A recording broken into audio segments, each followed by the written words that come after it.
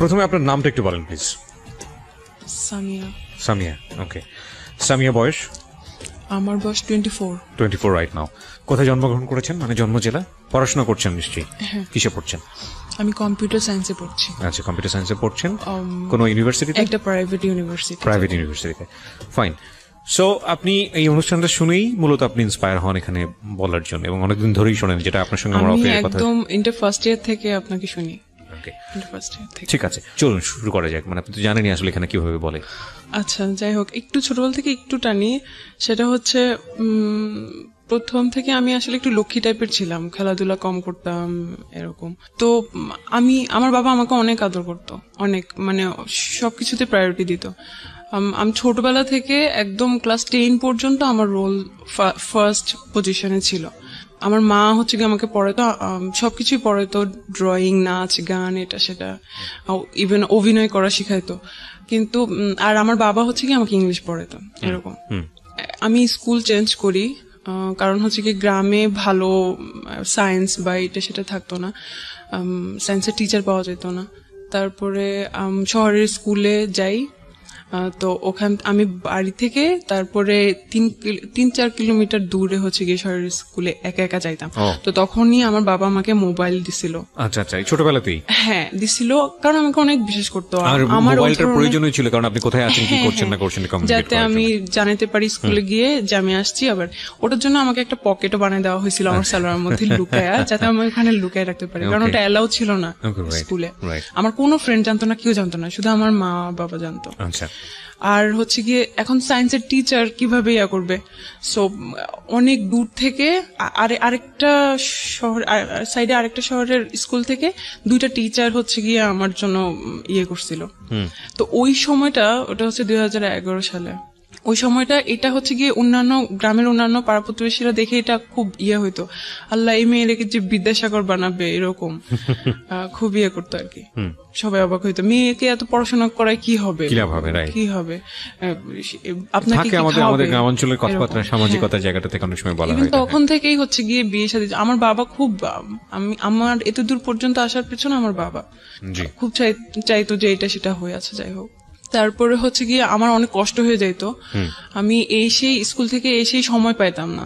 আর তারপর 10-15 মিনিট সময় পাইতাম হয়তো খাওয়ার জন্য, তারপরে আবার 2টা টিচার চলে আসতো, আবার ওখানে বসতে হইতো, মানে এভাবে আমি খুব টায়ার্ড হয়ে যেতাম।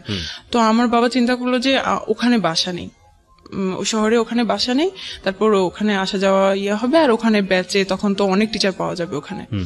তো ওখানে চলে গেলাম ক্লাস 10 বছর, ওখানে থেকেই হচ্ছে গিয়ে ইয়ে করলাম। আমার রেজাল্ট আল্লাহর রহমতে অনেক ভালো হইলো।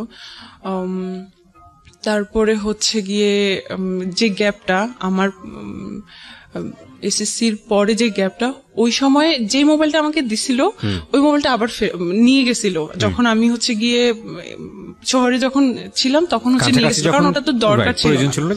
হ্যাঁ, তখন আমি আমার মায়ের ফোন থেকেই লাগলে দরকার হলে ইউজ করতাম। তারপরে হচ্ছে গিয়ে আবার ওইটা আমাকে ব্যাগ দিছিল ওই ফোনটা। তখন আমার নতুন ফোন, আমি তো সব যাদের ফোন ছিল সবাইকে নাম্বার দিছি, আমি ফোন কিনছি, এই তো সবার সাথে কথা বলতাম, অনেক গল্প করতাম। যাদের সাথে আমি আবার একটু লক্ষ্মী টাইপের ছিলাম, বাট হচ্ছে গিয়ে এটা আমার ফ্যামিলিতে সবাই জানতো লক্ষ্মী টাইপের ছিলাম, কিন্তু ক্লাসে আমার অন্যরকম একটা চেহারা ছিল। আমি সবার সাথে একটু ঝগড়া করতাম আর কি, না মেয়েদের সাথে না, কিন্তু ছেলেদের সাথে আমার ঝগড়া লাগতো বেশি। আর ছেলেরা বলছে সারাক্ষণ ক্লাসের মধ্যে কাজ করে এরকম। তো কিন্তু যে ছেলের সাথে ঝগড়া লাগতো বা যে ছেলেরা সাথে আমি কথা বলতাম না, তাদের সাথেও আমি কথা বলা শুরু করলাম। আমার ফোনে জিজ্ঞেস করতাম তোরা কই ভর্তি হবি, কিসে ফর্ম তুলছস, এরকম আর কি। তারপরে হচ্ছে গিয়ে এরকম। তো একটা সময় একটা রং নাম্বারে কল আসে, আমাকে বলে যে আমাকে সে চিনে, আমার স্কুলেরই বড় ভাই, মানে আগের ব্যাচের 2010 ব্যাচ। সো আমি বলছি আচ্ছা ঠিক আছে, কোত্থেকে নাম্বার পাইলেন, বললো হাবিজাবি বললো আর কি, মানে বুলচুল, মানে কি আমার ভাইয়ের কাছ থেকে না কোথা থেকে নিছে এসে কি, যাই হোক আমি এখন মনে করতে পারতেছি না। তো আমি খুব মানে গল্পবাদ ছিলাম, আর মানে খুব টকেটিভ ছিলাম, আর মানে সেই রকম কথাবার্তা বলতাম। আমার মা তেমন মানা করতো না, কারণ হচ্ছে গিয়ে আমি পড়ার সময় পড়তাম, সবকিছুই আমার ভালো ছিল, কিন্তু ভাবতো যে বাসায় আমার বাবা বাসায় কিন্তু আমাদের ছোটবেলা থেকে টিভি নেই। আমার বাবা বলতো যে টিভি দেখলে ছেলে মেয়েদের পড়াশোনা নষ্ট হয় আর ছেলে মেয়েরা নষ্ট হয়ে যায়। ইভেন আমার নানা বাড়িতে আমাদের কখনো যাইতে দিত না, খুব অন্যরকম ছিল। আচ্ছা যাই হোক, তো বাসায় টিভি নাই, কিছু নাই। আচ্ছা থাক, ছেলে মেয়েদের তার ক্লাসমেটদের সাথে গল্প করুক, আমি আমার মায়ের সাথেই গল্প করা শুরু করলাম, এটা সেটা অনেক কাহিনী। তারপরে হচ্ছে গিয়ে কোনো প্রেমের কথা বলতাম না, অনেক গল্প, মানে কি কোথা থেকে আসে মানে অন্যরকম এইরকম আর কি। তো কথা ওই ছেলেটা, আমি তো এমনিতেই অনেক অনেক গল্প করতাম, কিন্তু ওই ছেলেটা একটু বেশি মানে আরো বেশি কথা বলতে চাইতো। তো সবসময় তো আমার বাবা থাকতো বা আমি অন্যান্য কাজ করতাম, এরকম কথা বলা পসিবল হতো না। আচ্ছা যাই হোক, তারপর আমার বাবা আমাকে ঢাকায় পাঠিয়ে দিল আমার এইচএসসির জন্য, কারণ আমার সবসময় আমার বাবারও ইচ্ছা ছিল ঢাকায় পড়াশোনা করব, বেশি ভালো পড়াশোনা করব এরকম। তো ঢাকায় হোস্টেলে রাখে নাই, কারণ আমি নষ্ট হয়ে যাব বা অন্য কিছু হতে পারে। তো তার বোনের বাসায় আমাকে রেখে দিল, ওখানে এসে বিশ্বাস করলো আর কি। তো ওখান থেকেই হচ্ছে আমার শুরু, মানে বাবা মা ছাড়া যেরকম মানে সব পেয়ে গেছি এরকম ফ্রিডম যেটাকে বলে। হ্যাঁ ফ্রিডম। ওরা, আমি আগে একটু বলি, ওরা আমার লোকাল গার্ডিয়ান, প্লাস ওরা আমাকে পড়াইতো, জানতো আমি অনেক ভালো স্টুডেন্ট। আর তাছাড়া আমি ক্লাস 7 থেকে 8 উঠার সময় আমি একবার আমার ফুফুর বাসায় 1.5 মাস ছিলাম। ওই 1.5 মাসে আমার ফুফাতো ভাই দেশে ছিল। আচ্ছা, সে এখন হচ্ছে গিয়ে বাইরে। তো আমার ফুফাতো ভাই, ফুফু, তারপর দুলা ভাইয়ের ভাই, উনিও আসতো এই বাসায়। সবাই মিলে একসাথে আমার ম্যাথ বই একদম, কেউ পাটিগণিত ধরতো, কেউ এই চ্যাপ্টার ধরতো, কেউ বীজগণিত ধরতো, কেউ জ্যামিতি ধরতো, একবার মানে ওই 1.5 মাসে আমার সব মানে কভার করে দিয়েছিল আর কি। তো যখন গেছি তখন আবার মানে পড়াশোনার জন্য অন্যরকম। তো 7 তারিখ, মেয়ের 7 তারিখ মেবি, আমার মনে পড়তেছে না, 2012 সালের আমার এসএসসি রেজাল্ট দিছিল। ওই দিনই হচ্ছে কি আমার ভাই দেশে আসছে বিয়ে করার জন্য। কোন ভাই?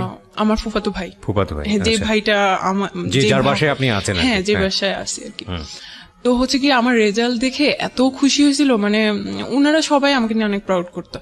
আর ওই মার্কশিটটা নিয়ে আমার সেই নতুন ভাবিকে দেখা, বলছে দেখো আমার বোন একদম সব সাবজেক্টে A+ পেয়েছে, শুধু একটুর জন্য ইস এরকম করতেছে, মানে উনি খুব এক্সাইটেড। যাই হোক, তো ওই ছেলেটার সাথে আমার কথা চলতেই আছে। ওই ছেলেটার একটা মানে আপনার স্কুলের সিনিয়র ভাই। হ্যাঁ। ওর নাম কি ছিল? তো ওর সাথে কথা চলতেছিল। ওর একটা সমস্যা হচ্ছে গিয়ে, ও হ্যাঁ বুঝতাম ও বেশি উইক হয়ে পড়তেছে। ও করতো কি, ও ফ্রি মিনিট কিন্তু, তারপরে হচ্ছে কি অনেক মেসেজ জমা হইতো, মিনিট দিয়ে তো কথা বলতো, কিন্তু মেসেজ তো আর পাঠানো হইতো না কাউকে। সো ওই 500 মেসেজ 600 মেসেজ, ওই সবগুলো মেসেজ ও একসাথে আমাকে পাঠিয়ে দিত। তো এটা আমার জন্য আমার খুব বিরক্ত লাগতো যে ও এইরকম করতেছে কিসের জন্য। কারণ হয়তো কি আমার কাজিন ছিল, ও কারণ ওর ফোন ছিল না, আমার ফোন ছিল। তো হচ্ছে গিয়ে কারো ফোন, মানে আমার ফোন ও ধরতে চাইতো, দেখতে চাইতো যে হ্যাঁ কি আছে বা একটা অন্যরকম সিকিউরিটি একটা ব্যাপার থাকে। হ্যাঁ, তো আমি হচ্ছে গিয়ে মানে সিকিউর ফিল করতাম না ও যদি দেখে ফেলে এরকম। তারপরে হচ্ছে গিয়ে আমি ওকে মানা করতাম যে এইগুলো কি ধরনের সমস্যা, এই সেই। তারপরে ওই দিন রাত্রে, ওই যেই দিন বিয়ে ছিল, আচ্ছা সেদিন হচ্ছে গিয়ে বর বউ হচ্ছে গিয়ে যখন যায় না, মানে যে ঘরটা সাজানো থাকে ওই ঘরে যায় ছবি তোলার জন্য, তাদের পার্সোনাল ছবি তোলার জন্য বা রোমান্টিক ছবি তোলার জন্য। তো আমার ভাই আর ভাইয়ের বউকে হচ্ছে গিয়ে ওই রুমে পাঠানো হলো। তো আমরা কয়েকজন যাইতে চাইছিলাম আর কি ওই রুমে। তো একটা ছেলে ক্যামেরা গলায় ঝুলানো, সে বলতেছে না এদিকে যাওয়া যাবে না, এদিকে যাওয়া যাবে না। আমার না, আমি কিছুই বলি নাই, কারণ ওই বিয়ে নিয়ে আমি খুব এক্সাইটেড ছিলাম। আমি ফার্স্ট ওই বিয়েতে শাড়ি টাড়ি পরি আমি, কারণ অন্য কোনো বিয়েতে আমাকে যাইতে দেওয়া হয়নি, এটাই হচ্ছে গিয়ে প্রথম। তা আমি তাকে কিছুই বলি নাই, আমি জাস্ট মনে মনে বলতেছিলাম ভাব কি ক্যামেরাম্যান হয়ে, তার মনে হয় আত্মীয় হচ্ছে আমার, আমি যেখানে খুশি সেখানে যাব, সমস্যা কোথায়। তো আমি তাকে ভাবলাম যে সে ক্যামেরাম্যান। তারপরে হচ্ছে গিয়ে একটু কি ওই ছেলেটাকে আমি এই ফার্স্ট দেখি। তারপরে হচ্ছে এদিকে রাত্রে যখন আমি আসি ফোন চেক করি, তারপরে দেখি যে সেই নাসির আমাকে এতগুলা মেসেজ পাঠাইছে, সব লাভ কোয়েটস। তারপরে আমি ওকে বলতেছি যে কি সমস্যা কি, মানে আমি তো বলছি যে আমি আজকে বিজি থাকবো, কথা বলতে পারবো না, প্লাস এগুলো কি। তারপর ওই দিনও আমাকে বলে যে আমি আসলে রিলেশন করতে চাই তোমার সাথে, এটা এভাবে আর কি প্রপোজ করে। তোমার কি মাথা নষ্ট, আমি তো তোমাকে এখনো দেখি নাই।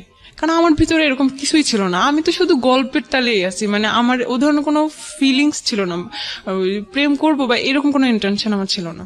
আমি তোমাকে এখনো দেখি না, তুমি কিরকম না কি উল্টাপাল্টা না দেখা কি বলছে। আচ্ছা ঠিক আছে, তাহলে একটা কাজ করি, আমরা ছবি পাঠাই, তুমিও পাঠাবো আমি পাঠাবো এট এ টাইম। তো MMS এ আমরা ছবি পাঠাইলাম একসাথে।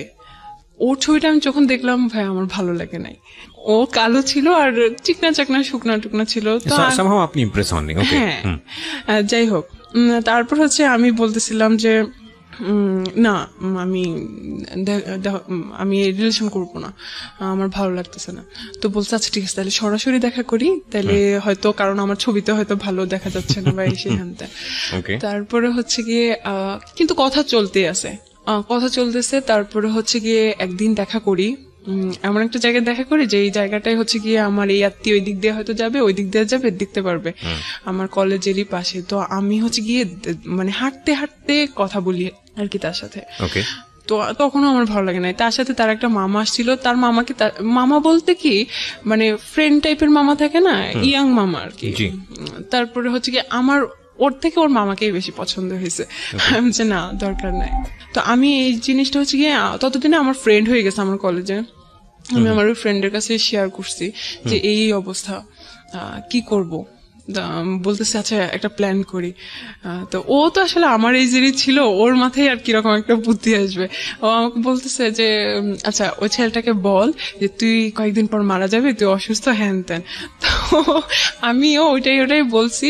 বলার পরে হচ্ছে গিয়ে আমি চাই না বিশ্বাস করছে না বিশ্বাস করে নাই আমি চাই না। ও আমাকে বলছে আচ্ছা ঠিক আছে, তুমি যতদিন বাঁচো ততদিনই আমি থাকবো, ততদিনে আমি ইগনোর করি আর কি ওকে, ভালো লাগে না, আমি ইগনোর করি। তারপরে হচ্ছে গিয়ে তারপর ও মেসেজ দিয়ে যায় অনেক ইমোশনাল, এটা সেটা।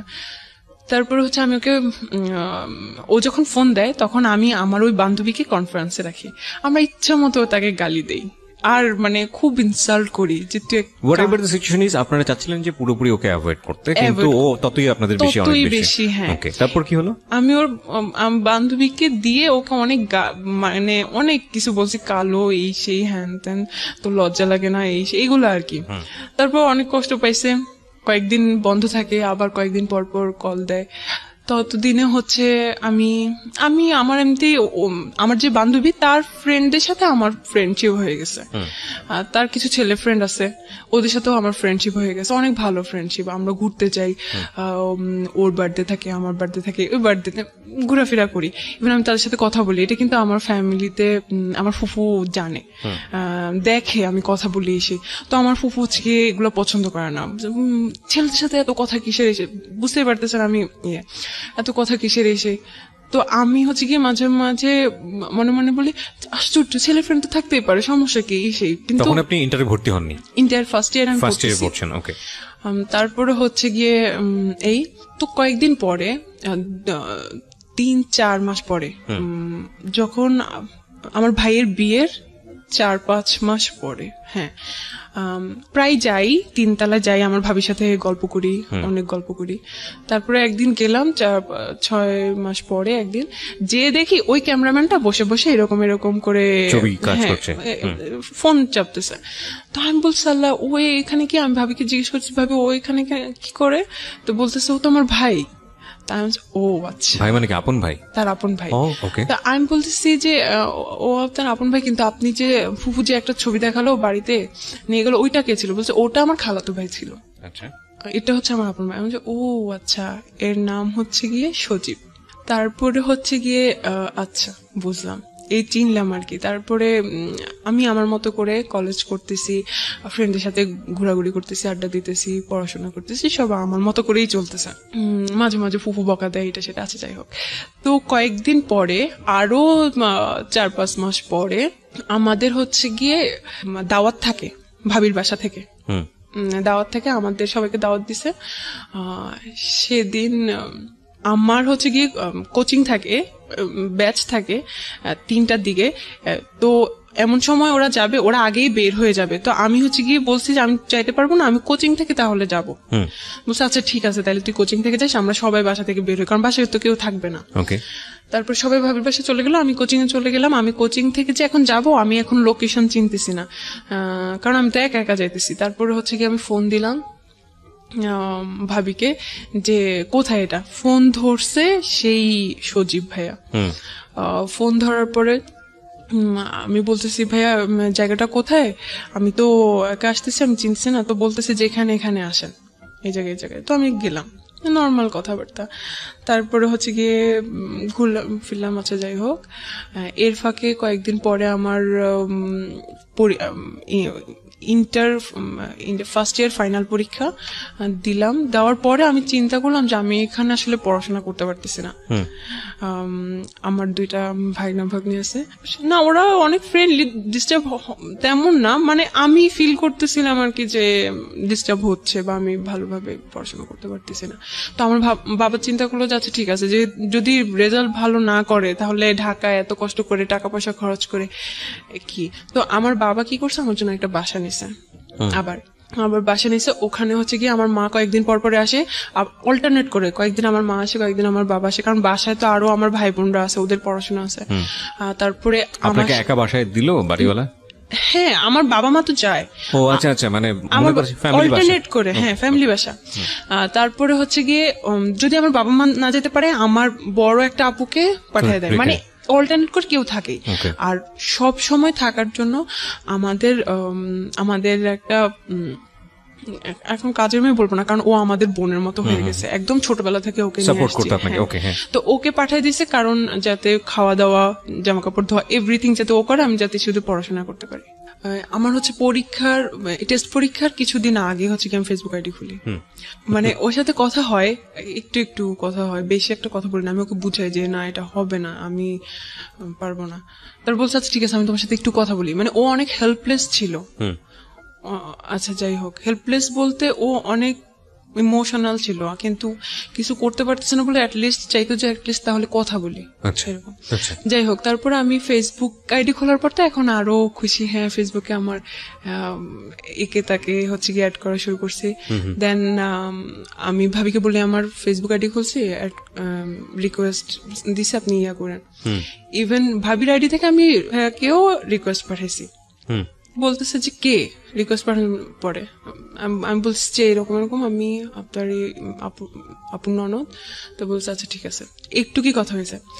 তারপরে আমার রেজাল্ট দিল, আলহামদুলিল্লাহ ভালো। আমি মেডিকেলের জন্য প্রিপারেশন নিতে থাকলাম।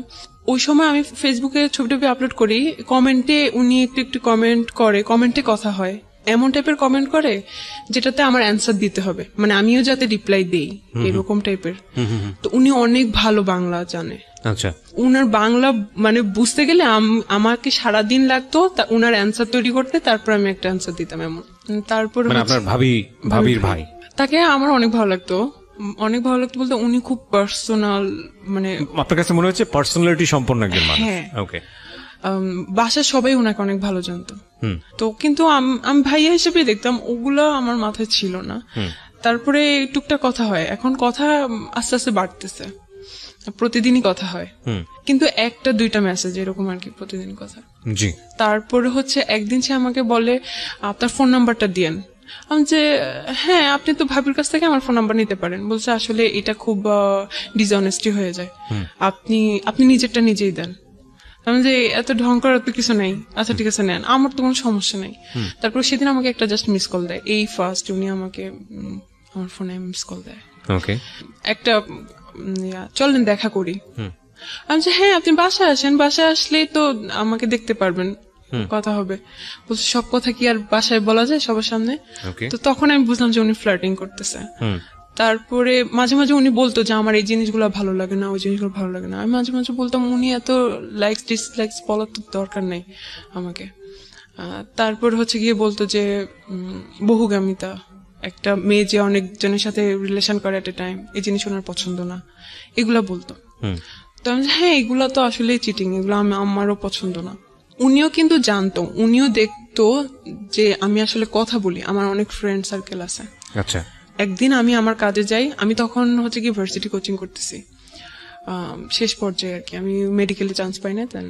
তো উনি একদিন আমি বাইরে যাই আমার কোচিং এর কাজে, তখন আমাকে সেকেন্ড কল করে, বলছে আপনি কোথায়, আমাকে বেআইন বলে ডাকতো, বেআইন আপনি কই এরকম। তা আমি বলতেছি যে এই তো আমি কাজে আসছি এখানে। বলছে আল্লাহ আপনি ওখানে দাঁড়ান, আমিও আসতেছি, দেখা করি চলেন। আচ্ছা, আমি বলছি না না দরকার নেই প্লিজ, কেউ দেখে ফেলবে, সমস্যা, বাইরে দেখা করা ঠিক না, আপনি বাসায় আসেন। বলছে না সমস্যা না, আপনি থাকেন, কেউ দেখবে না। ওই দিন শুক্রবার ছিল। আচ্ছা, দেন হচ্ছে কি উনি আসে, আমি আচ্ছা ঠিক আছে আপনি একটু ওয়েট করেন, আমি একটু কাছে নিয়ে বলছি আচ্ছা ঠিক আছে আপনি সময় নেন। আসলে কিন্তু উনি ওখানে ছিল না, উনি একটু দূরে ছিল, ওখান থেকে আসতেছে, কিন্তু বললো যে ওখানেই আছে।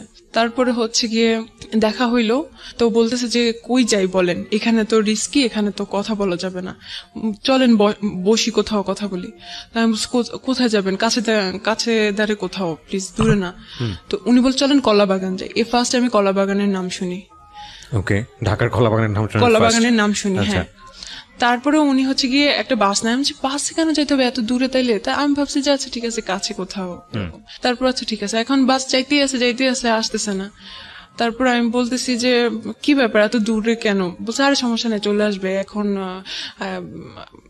জ্যাম তো রাস্তায় হ্যান ত্যান এসে, এগুলো বলতেছে। শুক্রবারে কিন্তু কোনো জ্যাম ট্যাম ছিল না, বা উনি মানে উল্টাপাল্টা বুঝাইতেছে আর কি। তো উনি এর আগে আমাকে বলছিল যে বেআইন একটা গার্লফ্রেন্ড জোগাড় করে দিয়েন, এই সেই হ্যান ত্যান। তো আমি বলতেছি আমার একটা ফ্রেন্ড আছে, প্রেম করবেন, একটা নাম ওকে আমি বললাম, ছবি দিলাম কি ওর সাথে আমার ছবি আমি ফেসবুকে অলরেডি আপলোড করছিলাম। মানে এটা তো আলটিমেটলি আপনার ফ্রেন্ড আপনাকে বলে না যে সে কারোর সঙ্গে লাভ করবে, আপনি এমনিতেই এটা বলেছেন। আমি ওকে বলতেছি করবেন নাকি, তা আমি ওকে বলবো এরকম। তো বলতেছে যে আমি ওকে বলছি যে আমার এরকম একটা বেআই আছে এরকম, বলছে ওরে দিস আমাকে, মানে দেখি কথা বলি, আগে ফেসবুক আইডি দিস, আমাকে বলিস রিকোয়েস্ট পাঠাতে। এখন তার ইগোতে প্রবলেম, কেন আমি রিকোয়েস্ট পাঠাবো, তাকে বললেন আমার কথা, সে জানি আমাকে রিকোয়েস্ট পাঠাবো, যে এটা কোনো কথা, আপনি প্রেম করবেন আপনি নিজে থেকে যাই করেন, আমি এত কিছু করতে পারবো না।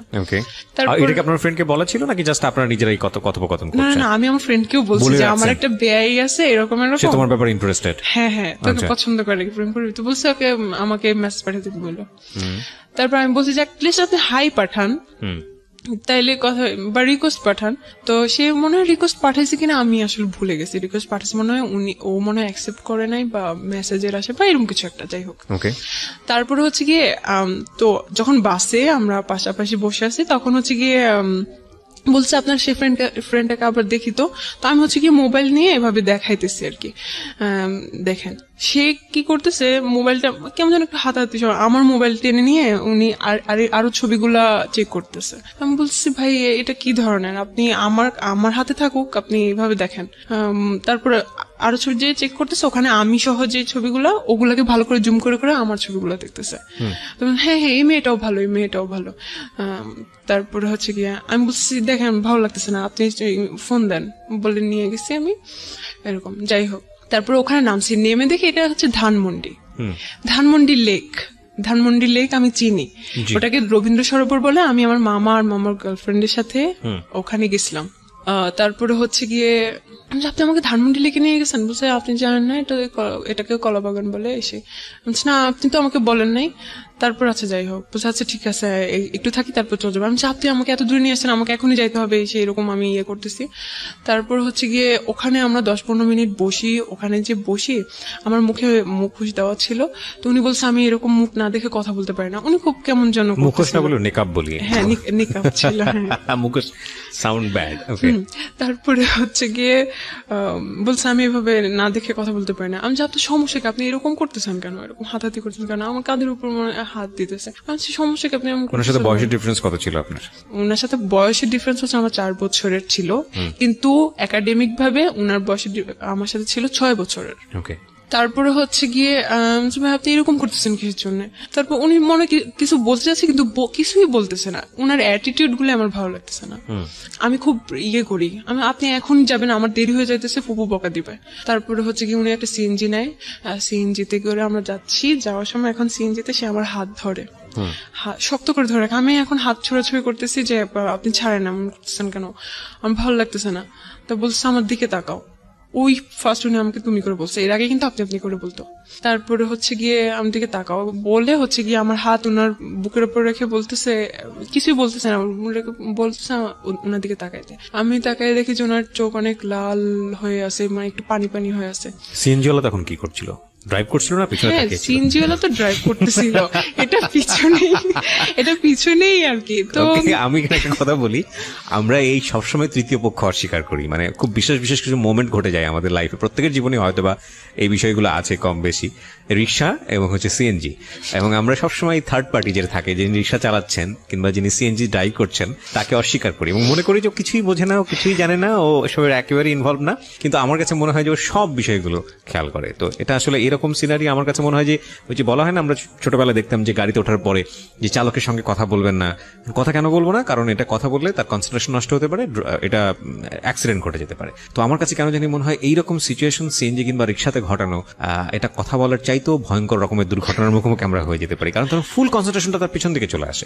সো এগুলো না করাটাই বেটার। ওকে, যাই হোক, বলেন তারপর হচ্ছে গিয়ে তো আমি বুঝলাম যে আসলে উনি রিলেশন করতে চাচ্ছে বা উনি আমাকে পছন্দ করে এরকম কিছু, বাট উনি কিন্তু এরকম মুখে কিছুই বলে নাই, শুধু চোখ লাল এটা দেখাচ্ছে। আমি নিজেই সব বুঝে নিছি, এরকম একটা অবস্থা।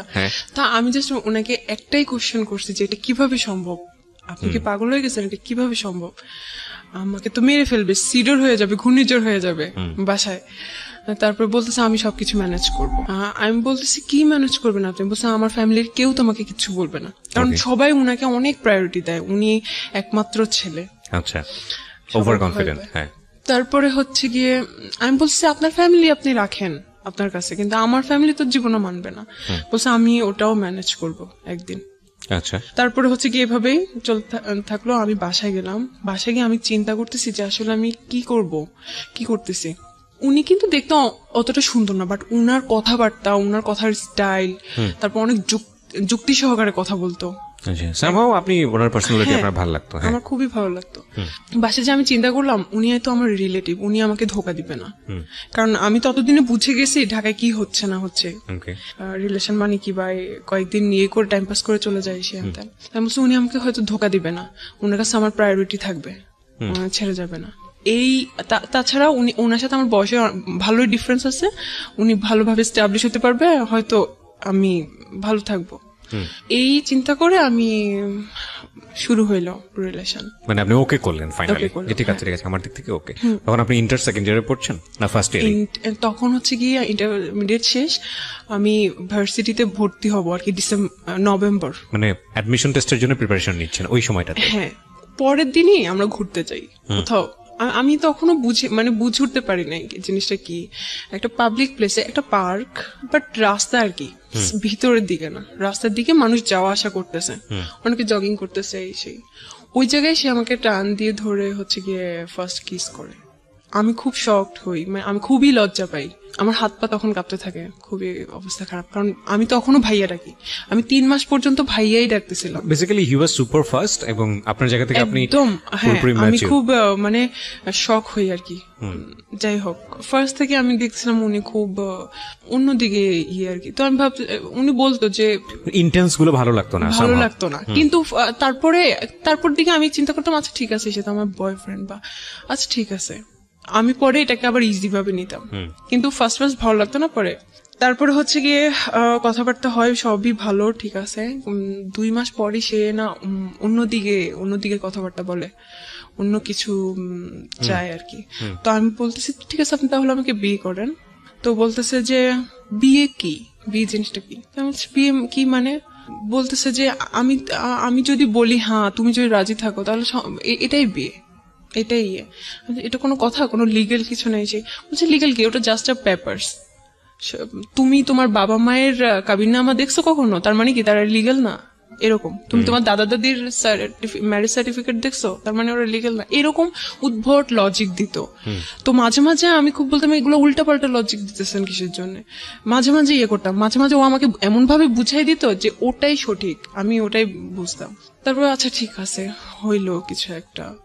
তারপরে হচ্ছে গিয়ে আমি তখন থেকে ভাবতাম ওকে সে আমার হাজবেন্ড, মানে ওর প্রস্তাবে আপনি আলটিমেটলি সামহাউ আমাকে ওভাবেই তৈরি করে নিছে, ওভাবেই আমার মাথার মধ্যে দিছে তুমি আমার ওয়াইফ, আমি তোমার ইয়ে, এটাই হচ্ছে গিয়ে বিয়ে। ওকে, সো আপনি এটা এগ্রি করেছেন? হ্যাঁ, কারণ আমাকে এমন ভাবলো, আমি যখন জিজ্ঞেস করতাম এইটা তাহলে কি ওইটা তাহলে কি, ও ওভাবেই বুঝাই দিত সুন্দর করে। ওকে, একটা 3-4 মাস পরে হচ্ছে গিয়ে ও এগুলা আমার ফ্রেন্ড সার্কেল এগুলা নিয়ে ইয়া করতো। আমি হচ্ছে গিয়ে আমি খুব গল্প বাজছিলাম বলতাম না, আমি হচ্ছে গিয়ে ও খুব কম সময় দিত আমাকে, যদি দিনে 1 মিনিট কথা হইতো আমি ভাবতাম যে অনেক কথা হয়ে গেছে এরকম।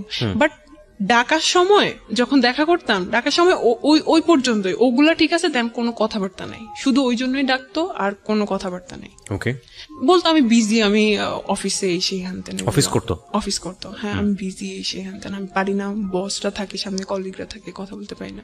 তার 1 মিনিটও দিনে ইয়ে হইতো না। আমি বলতাম সিগারেট খাওয়ার টাইম তো অ্যাটলিস্ট আমার সাথে কথা বলতে পারেন, আমি আপনি করে বলতাম, কখনোই তুমি করে বলি না, অনেক অনেক সম্মান করতাম, যা বলতো তাই বিশ্বাস করতাম যে ওটাই রাইট বলতে। আর মাওলানা তারপরে হুজুর এদের বিরুদ্ধে অনেক কথা বলতো, ওদের এইসব জিনিস আমার ভালো লাগে না, এরা এখন নতুন নতুন এইসব রুলস তৈরি করে, ধর্ম ব্যবসা করে, এই সেই এগুলা। তো আমি বলতাম ও আচ্ছা হ্যাঁ ঠিক আছে, এমন ভাবে বুঝাই দিত, আচ্ছা আমি ওভাবে ইয়ে করতাম। তো আমি একদিন ওকে ইয়ে করতেছি যে আমার একটা ফ্রেন্ড অস্ট্রেলিয়ায় গেছে স্টুডেন্ট ভিসায়, ও অনেকদিন পর আমাকে ইয়ে করছে, নক করছে, আমি কথা বলতেছিলাম আমার সাথে, তখন থেকে রিয়াকশন শুরু। তো বলতেছে যে একটা ভদ্র ঘরের মেয়ে কি এরকম করে কথা বলে, তুমি তো একটা এরকম খারাপ, এই সেই। হোয়াটসঅ্যাপ বন্ধ, হোয়াটসঅ্যাপ চালাইতাম, হোয়াটসঅ্যাপ বন্ধ, মানে তখন আপনার উপরে কর্তৃত্ব খাটানো শুরু করলো। আল্লাহ, এটা তো হচ্ছে গিয়ে 1 মাস পর থেকেই, 1 মাস পর থেকে। তো আমি ভাবতাম যে এটা হচ্ছে, কারণ হাজবেন্ড তো হাজবেন্ড টাইপ, কারণ মানে আমি ভাবতাম যে হ্যাঁ ঠিক আছে, এটাই মনে হয় অনেক কেয়ার করে, অনেক লাভ করে, আমি ওটাকে খুব ইজি ভাবে দেখতাম। তারপরে হচ্ছে গিয়ে একদিনে যাওয়ার আগে আমি একটু একটা কথা বলি, সেটা হচ্ছে যে এটা বোধহয় বাই ন্যাচারালি সত্য। অ্যারিস্টোফেনাস নামে খুব বড় একজন ফিলোসফার ছিলেন, আমি যদি ভুল না করে থাকি নামটা, তার একটা লেখাতে পড়েছিলাম যে বেসিক্যালি গার্লস যে কোয়ালিটি, সেই কোয়ালিটিতে কিছু কিছু জিনিস গার্লসদের মধ্যে সেম, মানে মেয়েদের মধ্যে এই জিনিসটা সেম, মোরাললেস। সেটা হচ্ছে দে আর ভেরি মাচ ইমোশনাল, এবং আবেগ দিয়ে তাদের পুরো দুনিয়াটা নিয়ে নেওয়া যায়। হ্যাঁ, আপনি যদি মানে আমি এখানে অনেক মেয়েরাই শুনছেন, সে কারণে হয়তো বা শুনে সতর্ক হবেন। সেটা হচ্ছে একটা ছেলেকে বোঝার জন্য বা একটা মানুষকে জীবনে পারফেক্টলি নেয়ার জন্য অনেকগুলো বিষয় যাচ করতে হয়। তার আগে জীবনের শ্রেষ্ঠ সম্পদটা, যেটা আমাদের রিলিজিয়নে নিষেধ করা হয়েছে, যেটা আমাদের আইনত যায় না, সামাজিকতার জায়গা থেকেও অসামাজিক মনে করা হয়, এই বিষয়গুলো লেনদেনের জায়গাটায় না যাওয়াটাই উত্তম। কেন বলছি যে ছেলেরা, এটা অনেক ছেলেরা আছে খুব ভালো করে এটা জানে যে একটা মেয়েকে পাওয়ার সর্বোচ্চ জায়গাটা হচ্ছে তাকে ইমোশনালি ট্রাই করা, এবং একটা মানুষকে যখন ইমোশনালি উইক করে ফেলা হয় তখন তার সবকিছুই পাওয়া যায়, এবং সেক্ষেত্রে ইমোশনালি তাকে ওই হাজবেন্ড বানানো, ইমোশনালি তাকে লাভ করা, এবং তারপরে তার যেটা হাসিল করা, এবং হাসিল করে সেখান থেকে সরে পড়া, এবং এগুলো আসলে আমাদের সমাজে অহরহ হচ্ছে। আর এই স্টোরিটা আসলে কোথায় গিয়ে দাঁড়িয়েছে সেটাও আমরা দেখাবো আপনাদেরকে। আমি আরেকটু বলতে চাই, তবে সেই বলার জায়গাটা ওনার বলার পর। হ্যাঁ, ও সবসময় বুঝে তো, ও অনেক রেসপন্সিবল হাজবেন্ড, অনেক, মানে সবকিছুতে আমাকে গাইড করে, আমিও খুব হ্যাপি ও আমাকে গাইড করে। আপনি তাকে মানে হাজবেন্ড বলছেন, মানে আপনি মন থেকে তাকে হাজবেন্ড হিসেবে ই করে নিয়েছেন? আমি তো জানি ওটাই বিয়ে। আপনি জানেন ওটাই বিয়ে? হ্যাঁ, আমাকে তো ওভাবেই বুঝাইছে। তো আপনি ছোটবেলা থেকে দেখে আসেননি বিয়ে মানে কি? আমি দেখে আসছি, কিন্তু ও তো আমাকে পুরা সব ইয়ে করে দিছে। এখানে একটা বিষয় খেয়াল রাখবেন, যারা এই ভিডিওটা ইউটিউবে দেখবেন এবং একই সাথে যারা রেডিওতে শুনছেন, আমি খুব বিরক্ত বোধ করি একটা জায়গাটাতে, সেটা হলো আমরা সবসময় যিনি গল্পটা বলেন তাকে জাজ করি। আরে ভাই, সে আমাদের সমাজের বিচ্ছিন্ন ঘটনা না, যাকে এখানে নিয়ে আসা হচ্ছে সে বিচ্ছিন্ন ঘটনা না, তার মতো ভুল অনেকেই করেন। তার ভুলটা শুনে তাকে শুনে যাতে করে আপনি কোনো ভুল না করেন, আপনার চারপাশে যাতে কোনো ভুল না হয় সেটার দিকে খেয়াল করেন। তাকে গালমন্দ করা, আপনি আপনার জায়গা থেকে অসম্ভব রকমের সাধু একজন পুরুষ নিজেকে ভেবে বা মহিলা নিজেকে ভেবে অন্য একজনকে গালমন্দ করা, এটা কিন্তু আসলে আমাদের অনুষ্ঠানের উদ্দেশ্য না। এটা শুধু আমাদের ইউটিউবে হয় না বা অন্য ফেসবুকে, সব জায়গাতে আমি দেখি যে কোনো একটা কিছু ঘটে গেলেই সঙ্গে সঙ্গে তাকে ডিরেক্টলি গালিগালাজ করা। আরে ভাই, তার ঘটনা থেকে আমি কি শিখলাম, তাই না? এটা হচ্ছে মূল বিষয়। আর ওর বয়সটা খেয়াল করবেন, ও তখন 17-18 বছর বয়সে পড়ে এবং ইমোশনালি ওর একেবারে ইমোশনালি জীবনের সবচাইতে এক্সট্রিম মোমেন্ট। আরেকটা যেটা, সেটা হচ্ছে ওর জীবনের প্রথম লাভ, এবং মানুষ প্রেমে পড়ে কত কি করে সেটা আসলে নতুন করে বলার কিছু নাই। তবে আজকের এটা একদমই ডিফারেন্ট একটা স্টোরি। তো আমি এরকম একটা জানি, ধর্মীয় জ্ঞান যে আমার খুব ভালো আছে তা না, আমি মোটামুটি পড়েছি, আমারও খুব কনজারভেটিভ একটা পরিবারেই বড় হওয়া। আমি যতটুকু জানি যে এরকম একটা হাদিস আছে যে মেয়েদের দিক থেকে বিষয়টা এরকম যে ওই বিয়েই না যদি মেয়ের বাবা সেটাতে রাজি না থাকে এবং মেয়ের বাবা যদি বিয়েটা না দেয়, ওটা কোনো বিয়ে না। রাসূলুল্লাহ সাল্লাল্লাহু আলাইহি ওয়াসাল্লামের একটা হাদিস, আমি যতদূর জানি, আমার জানার মধ্যে ভুলও হতে পারে। আমি এরকম 2টা হাদিস জানি। হ্যাঁ, তো এটাকে আপনি পরে জেনেছেন না আগে জেনেছেন? আমি পরে জেনেছেন। তো এটা এটা এটা এটা মানে ওই বিয়েই না যদি বাপ জীবিত অবস্থায় থাকে এবং ওই বিয়েতে বাবার যদি কোনো সম্মতি না থাকে, বাপ যদি না জানে, যতদিন পর্যন্ত না জানবে ততদিন পর্যন্ত ওটা বিয়ে হয়নি। হ্যাঁ, কি ভয়ঙ্কর! মানে এটা বাংলাদেশের অনেকেই জানেন, আমি বলতে আমার গা শিউরে উঠেছে। তো আপনি যদি ধর্ম মানেন তাহলে এটাই সত্য। তো এই জায়গাটা থেকে আমি বলছি না যে আমি যেটা বলছি আপনাকে সেটা আমি খুব ভালোভাবে জানি, আমি এতটুকু জানি, আমি শেয়ার করলাম আপনার সঙ্গে, আপনি চাইলে আরো স্টাডি করে দেখতে পারেন। ওকে, তো আপনি যেটা বলছিলেন যে অ্যাজ এ হাজবেন্ড হিসেবে এটা করতে ওটা করতে। হ্যাঁ, তারপর আমি ওকে অনেক ভালোবাসা শুরু করছি, কারণ আমার হাজবেন্ড, অনেক ভালোবাসতাম অনেক। ও যদি বলতো যে এখন বাইর হও, কারণ ও অফিস থেকে আসতে আসতে সন্ধ্যা হয়ে যেত, আমি তখন সন্ধ্যার দিকে টিউশন করতাম, 7টার দিকে, আমার পুকুর বাসার পাশেই আমি টিউশন করতাম, বেরো যেতাম। তো তখন মাঝে মাঝে আমি টিউশনে মিস দিতাম, অথবা আমি ফুপুকে বলতাম যে শুক্রবারে ওকে পড়াই দিব, কারণ পরে আমি মিস দিব আমার পরীক্ষার জন্য। কিন্তু ওই সময় আমি ওকে না পড়াইতে যেয়ে আমি হচ্ছে কি ওর সাথে দেখা করতাম। কোথায় দেখা করতেন? কোথাও চা খাইতে যেতাম, রাস্তায়। আপনার ইন্টেন্স মোমেন্ট গুলো কোথায় পাস করতেন? ওটা ওর বাসাতে? হ্যাঁ। তোর বাসায় আর কেউ ছিল না? ওর বাসায় এমন সময় আমাকে ডাকা হতো যখন কেউ থাকতো না। ওটা খুব ব্যাড এক্সপিরিয়েন্স ছিল। আমি যে কিভাবে লুকায় লুকায় যাইতাম, ও আমাকে লুকায় লুকায় ঢুকাইতো, ওটা খুব আমি মাঝে মাঝে খুব গিল্টি ফিল করতাম যে আমি তো ওর ওয়াইফ, তাহলে আমাকে কেন লুকায় লুকায় যাও, আমি নিজে এটা চিন্তা করতাম। আচ্ছা, যাই হোক। তারপরে হচ্ছে 1 মাস পর কি হইলো, না 1 মাস পর না, 2-3 মাস পরে একদিন ওগুলো জানতো, তো ও নাসিরের ব্যাপারটাও জানলো, তারপরে আমার আরো ছেলে ফ্রেন্ডের ব্যাপারটা জানলো। জানার পরে হচ্ছে গিয়ে ও খুব সিনক্রেট করলো যে কি এগুলা তুই খারাপ, এই সেই এরকম। তো ওয়াইফ আমার সম্পর্কে কয় বছর পরে? এটা 3-4 মাস পরে। 3-4 মাস পরে? ওকে, 4 মাসও হয় নাই মনে হয়, 3 মাস পরে। ও একদম রাখবেই না ভাই। আমি ওই দিন কোন ছেলের জন্য আমি এতটা কান্না করছি, আমার শুধু মনে পড়ে আমি আমার দাদুর মৃত্যুতে এত কান্না করছি। আমি ওর পায়ে ধরে বলতেছিলাম, ও আমাকে ওই দিন, আমি চেয়ারে বসাছিলাম, ও হচ্ছে চেয়ারটা ধাক্কা দিছে, যে অনেক ক্রেজি হয়েছিল, আমি চেয়ার থেকে পড়ে গেছি। তারপর আমি ওর যে পা ধরতেছি, প্লিজ এরকম কিছু করেন না, আমার লাইফটা শেষ হয়ে যাবে। তারপরে উনি কোনোভাবেই করে নাই। ওই দিন আমি বাধ্য হয়েছি, আমি চলে আসতে। কি করব, বলতেছি তুই এখান থেকে জানালে আমি তোকে মেরে ফেলবো।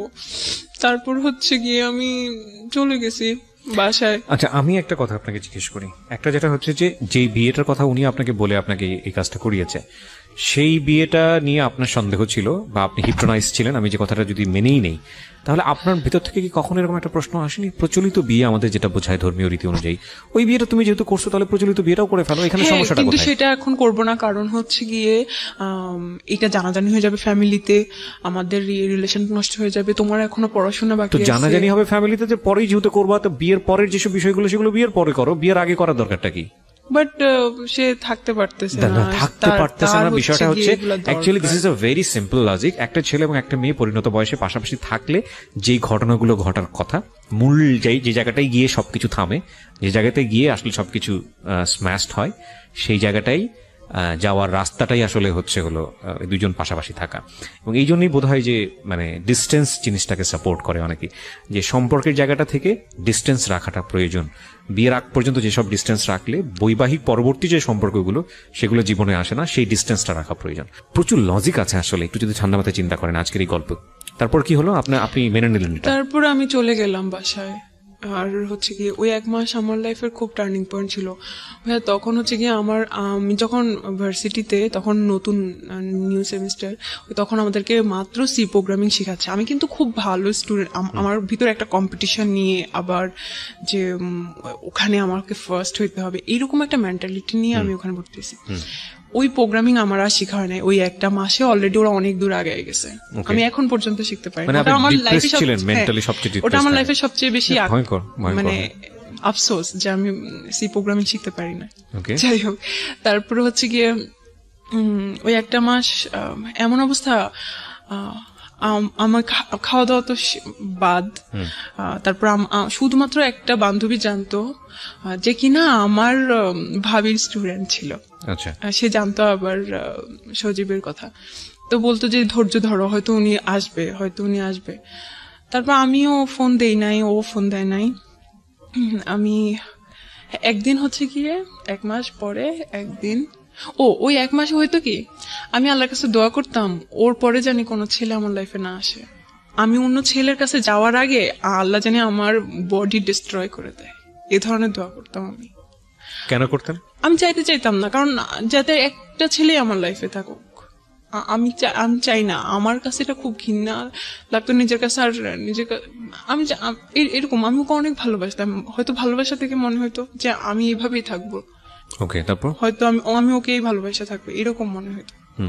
আমার লাইফ পার করে দিবে এভাবে। তারপরে হচ্ছে গিয়ে ওকে 1 মাস পরে একদিন সকালবেলা আমি সারা রাত ঘুমাইতে পারতাম না। তখন আমি তাহাজ্জুদ নামাজ পড়েও কান্না করতাম ওর জন্য। তো এভাবে আল্লাহর কাছে দোয়া করতাম, হাজবেন্ড সম্বোধন করে দোয়া করতাম। My goodness. ঠিক আছে, তারপরে হচ্ছে গিয়ে তো রাত্রেবেলা যে ঘুমাইতে পারতাম না, সকালবেলাটা আমি ঘুমিয়ে থাকতাম। তারপরে হচ্ছে গিয়ে ও আমাকে ফোন দিছিল 6টা বাজে তখন দেখা করতে।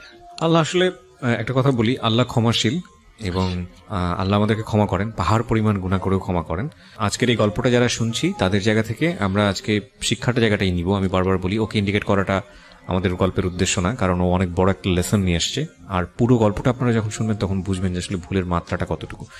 জি বলেন। তারপর ও যখন আমাকে কল দিছে, আমি পরে 8টা না 9টার দিকে উঠে আমি দেখছি, আল্লাহ ভাই আমি এত খুশি হয়েছি যে আমার লাইফে ও ফিরে আসে। আমি তো এটাই দোয়া করছিলাম যাতে ও ফিরে আসে।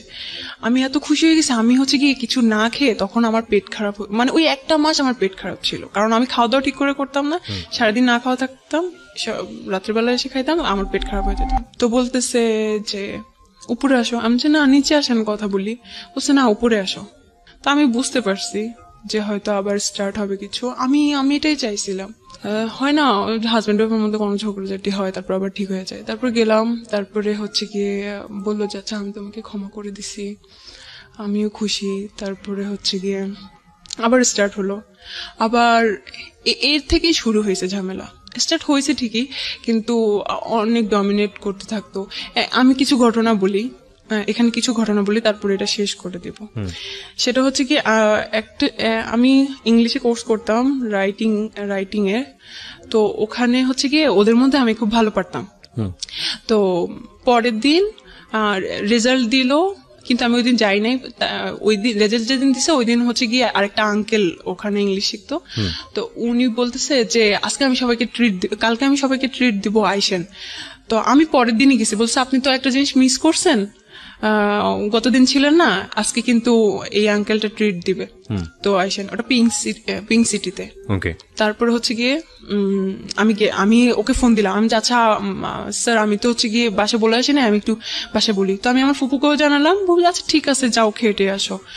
তারপরে ওকেও ফোন দিলাম যে এরকম বলছে আচ্ছা ঠিক আছে, আমি কিন্তু তোমাকে ফোন দিতে পারি, যখনই বলবো তখনই কিন্তু চলে আসতে হবে। তো আমি বলছি আচ্ছা ঠিক আছে, কখন? কারণ ওরা তো 2টার দিকে ম্যাক্সিমাম টাইমে হচ্ছে 2টায় লাঞ্চ থাকে, শুক্রবার জুমা নামাজের পরে 2টার পরে হয়তো লাঞ্চ থাকবে, তো আস্তে আস্তে একটু দেরি হতে পারে। বলছে না কিন্তু বেশি দেরি করা যাবে না, তাড়াতাড়ি করে চলে আসো, আমি কিন্তু তোমার জন্য অপেক্ষা করবো। আচ্ছা ঠিক আছে। তো আমি গেলাম, ওই কিন্তু পারমিশন দিল, গেলাম। এখন ভাইয়া ওখানে আনফরচুনেটলি একটা বার্থডে পার্টি ছিল, তো ওটার জন্য সিটগুলো খালি ছিল না। তো আমাদের একটু দেরি হয়ে গেছে, আচ্ছা যাক যাই হোক, ও খাওয়া পাতে মাত্র শুরু করছি, ওখানে আমার টিচাররা আরো ওই ক্লাসের আরো আপু ভাইয়ারা কয়েকজন বড় বড় ইয়ে ছিল, সবাই খাইতেছি। ওই টাইমে ও আমাকে ফোন দিতে আসে। ওই সময় আমি কি খাওয়া পাতে ওখানে রেখে চলে আসবো? মানুষ কি ভাববে? ওরা কি জানে আমার রিলেশন আছে বা এরকম কিছু? আমি বলতেছি আমি আসতেছি আর একটু সময়, সে কন্টিনিউয়াসলি ফোন দিয়ে যাচ্ছে। তারপর আবার বৃষ্টি শুরু হয়েছে। আমি যে এরকম করতেছি, তাড়াহুড়া করতেছি, বাসায় যেতে বলছে। হ্যাঁ, আমি যে তাড়াহুড়া করতেছি, স্যাররা বুঝতে পারতেছে যে তুমি এমন করতেছো কেন, বসো। আরে ও চিন্তা করতেছে হয়তো আমি কিছুক্ষণের সময় ফ্রি পেয়েছি বাসার মধ্যে, এতটুকু তুমি যদি মিস করে ফেলো তাহলে ফ্রি পাবো না। হ্যাঁ, ইন্টেন্স গুলো দেখেন আপনারা, এবং এগুলো কিন্তু আমাদের সোসাইটিতে এখন অনেক কমন, খুব কমন স্টোরি। বিশেষ করে মেয়েরা আজকের এই গল্পটা একটু ভালো করে মনোযোগ দিয়ে শোনেন প্লিজ। হ্যাঁ, ওকে। তারপর কারণ পরে তো আর সময় পাবে না, ও অনেক সময় ম্যানেজ করছে আমার জন্য। এমনিতেই কথা বলতে পারে না, কথা বলতে পারে না, 1 মিনিট 2 মিনিট কথা বলে। তারপর হচ্ছে গিয়ে আমি তো অনেক করতেছি ওখান থেকে আসার জন্য, বৃষ্টি হইতেছে। আমি বলছি না স্যার, আমাকে যাইতে হবে বাসায়। বলছে আল্লাহ, এই বৃষ্টি তুমি যাবা কিভাবে? তারও আমি সিএনজি ঠিক করে দিয়েছি। পরে হচ্ছে গিয়ে করতে করতে 5টা বেজে গেছে আমার ওখানে আসতে। পরে আমি ওকে ফোন দিতেছি, ও হচ্ছে গিয়ে পিক করতেছে না। আমি মেসেজ পাঠাইতেছি, ফোন করতেছি। আমি ওখানে 8টা 8:30 পর্যন্ত দাঁড়াইছিলাম ওই জায়গায়, যে ও ফোন ধরবে, আমি দেখা করে তারপর বাসায় যাবো। ও ধরতেছিল ওই না। তারপর আমি বলছি আমি কিন্তু এখানে, আমি মাঝে মাঝে খুব করতাম আর কি, ক্রেজি হয়ে যাইতাম। আমি কিন্তু এখানেই দাঁড়ায় থাকবো, আপনি কিন্তু না করলে। ও অনেক ঘাওড়া ছিল। বলছে আচ্ছা ঠিক আছে, কতক্ষণ দাঁড়ায় থাকো, জানে তো আমি একটা সময় যাবোই বাসায়। 8:30 9টা বেজে গেছে। তারপর হচ্ছে কি আমি বাসায় চলে আসছি। একটা স্বভাব ছিল কি, কোন ঝামেলা হইলে ও 4 দিন 5 দিন কথা বলতো না, এটা আমার শাস্তি। আচ্ছা যাক, এরকম আমি হচ্ছে গিয়ে ভার্সিটিতে ভর্তি হই, ভার্সিটিতে আসা যাওয়া করতেছি। তারপর আমি হচ্ছে গিয়ে ভাবলাম যে আমার ফুপুর বাসা থেকে ভার্সিটিতে যাইতে প্রত্যেকদিন রিক্সা ভাড়া এটা সেটা অনেক খরচ হয়ে যায়। তো আমি ওখানে মেসে থাকি, ওখানে সাবলেট না মেসে যাই। ওই সব ঠিকঠাক করে দেয়, কয়দিন ঠিক হয়, কয়দিন আবার ঝামেলা হয়, এরকমই হইতে থাকে। আবার আমি হচ্ছে গিয়ে কি করি, ওই যে আমার একটা ফ্রেন্ডের সাথে যে অস্ট্রেলিয়ায় থাকে, ওর সাথে যে আমার ফেসবুকে একটু কথা হয়েছে, আমি ভাবছি যে আচ্ছা ওর সাথে যেহেতু কথা বললে ও রাগ করে, ওর সাথে যে চ্যাটগুলো আমি ওটা ডিলিট করে দেই। তাহলে কারণ অতদিনে আমার ফেসবুক পাসওয়ার্ড আইডি সব ওর কাছে। আচ্ছা, আমার কোনো সমস্যা নাই, আচ্ছা ঠিক আছে। ওটা আপনার কাছে ছিল? কখনো না, আমি চাইও নাই। The most common case of our society.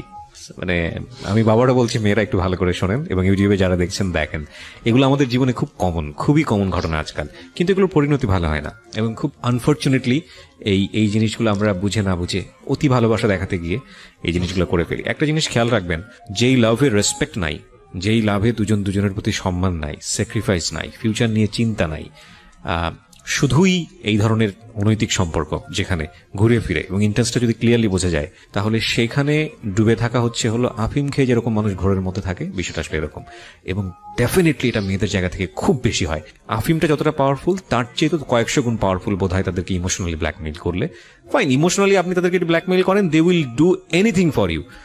কিন্তু এটা যে কত ভয়ঙ্কর হয় শেষ পর্যন্ত জীবনে এসে, হ্যাঁ, এবং এটা আসলে বোঝা উচিত। একটা মানুষকে আপনি যদি মনে করেন যে ফাইনালি এই মানুষটা আপনার জীবনের জন্য, তাহলে বিয়ের আগে যে সম্পর্কগুলো এক্সারসাইজ করা উচিত না, সেই সম্পর্কে কোনোভাবেই যাবেন না। এটা বিয়ের পরেরই সম্পর্ক। হ্যাঁ, যদিও আমাদের এই জিনিসগুলো এখন অনেক বেশি ইজি হয়ে গেছে, কমিউনিকেশন অনেক ইজি, ফোনের কারণে হোক বা যে কোনো কারণেই হোক, এগুলোর পরিণতি কিন্তু ভালো না, একদমই ভালো না।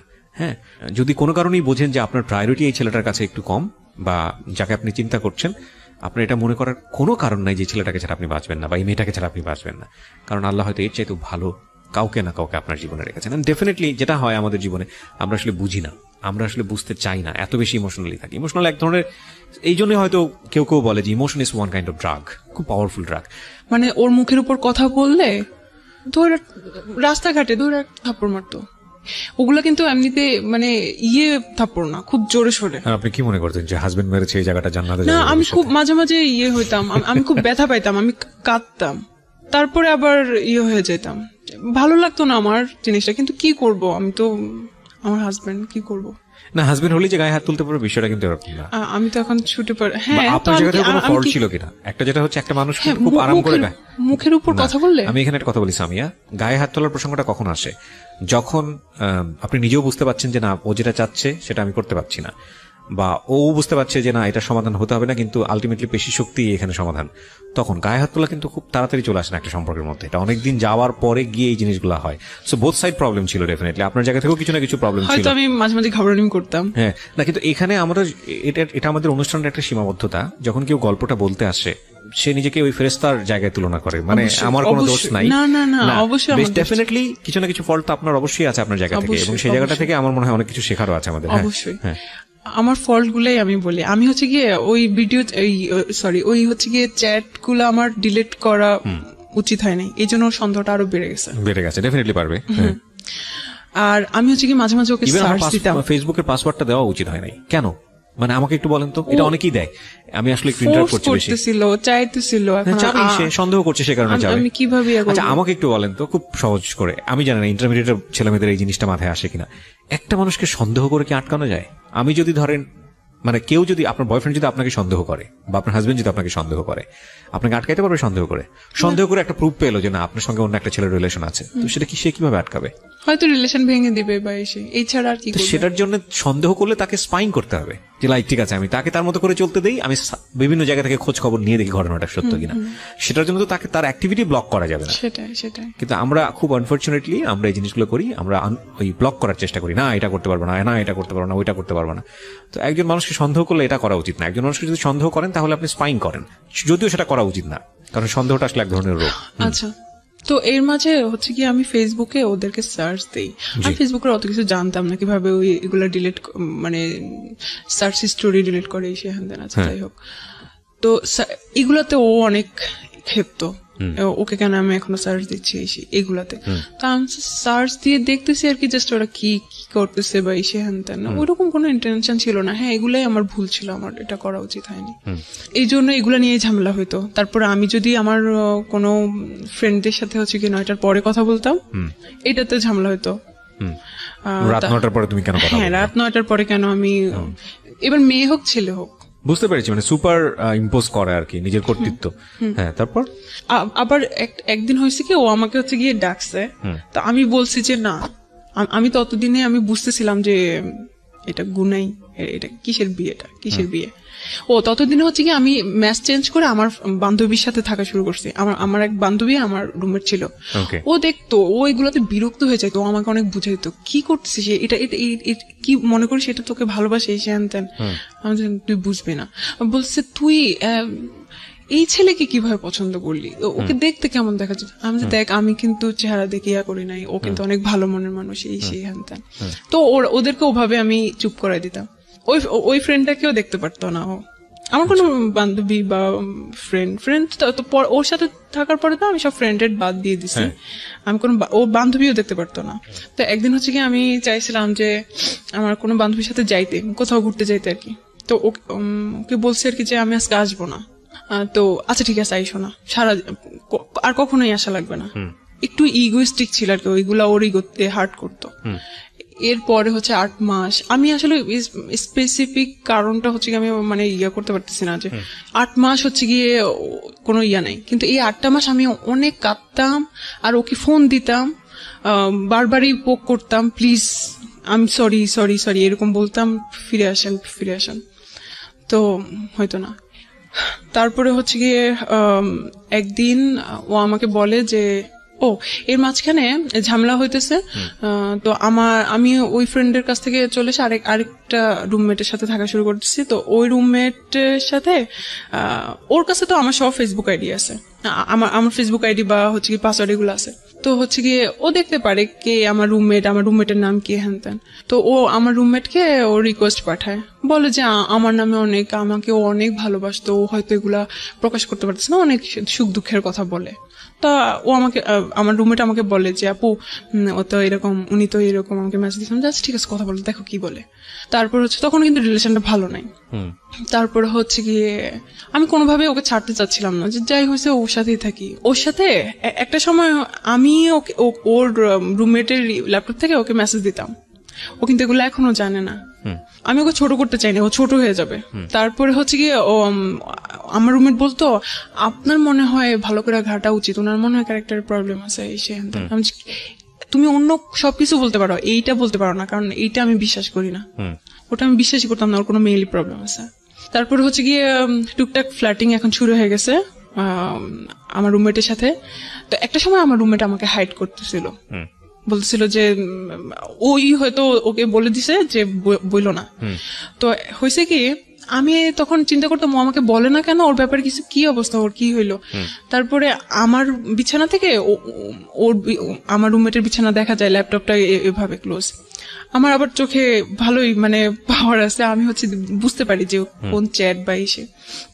আমি হচ্ছে গিয়ে ও আয়নার সামনে কিছু একটা করতেছে, আমি ওর মেসেজ আসছে, নোটিফিকেশনের সাউন্ড হচ্ছে, আমি দেখি যে ওর নাম। তারপরে আমি কিছু বলি না, আমি জাস্ট সময় দিচ্ছি দেখি ও কিছু বলে কিনা ওর ব্যাপারে। তখন আপনার সঙ্গে কোনো সম্পর্ক নাই? না, সম্পর্ক নাই বলতে আমি তো চাচ্ছি, কিন্তু ও আমাকে ইয়ে করে না, ইগনোর করে।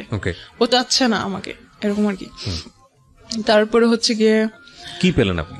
কয়েকদিন পরে আমি ইচ্ছা করে ওর কথা উঠাইছি যে কি অবস্থা এখন, কি আর মেসেজ দেয়, কি বলে। বলছে না তেমন কই না, তেমন কিছু না। আরে আমি কেন ভাই আপনার বয়ফ্রেন্ডের সাথে কথা বলতে যাবো, আমি এগুলোতে ইন্টারেস্টেড না, আপনারা যা খুশি, এমন ভাবে কথা বলো আমার রুমমেট। তারপর আমি বলতেছি আমি তো সেদিন দেখলাম যে মেসেজ করছে, তুমি খেয়াল করো নাই কি বলছে, আমি শুনতে চাইছিলাম যে ও কি বলে। তারপর বলছে ও আচ্ছা তাই নাকি, দেখি নাই তো, আচ্ছা দেখি, আমি চেক করে দেখি। পরে আমাকে সব চ্যাট, আমি বলছি দাও, আমি একদম সাথে যাই ওর বিছানায়, সব দেখি একদম, আমি সব স্ক্রিনশট আমার কাছে নিয়ে আসি। যেগুলো দেখি সেগুলো হচ্ছে কি ওর ফ্ল্যাটিং টাইপ, যেগুলো একদম কবি ভাব, কোনো মেয়ে হ্যাঁ ইচ্ছা করলে সবাই পড়ে যাবে।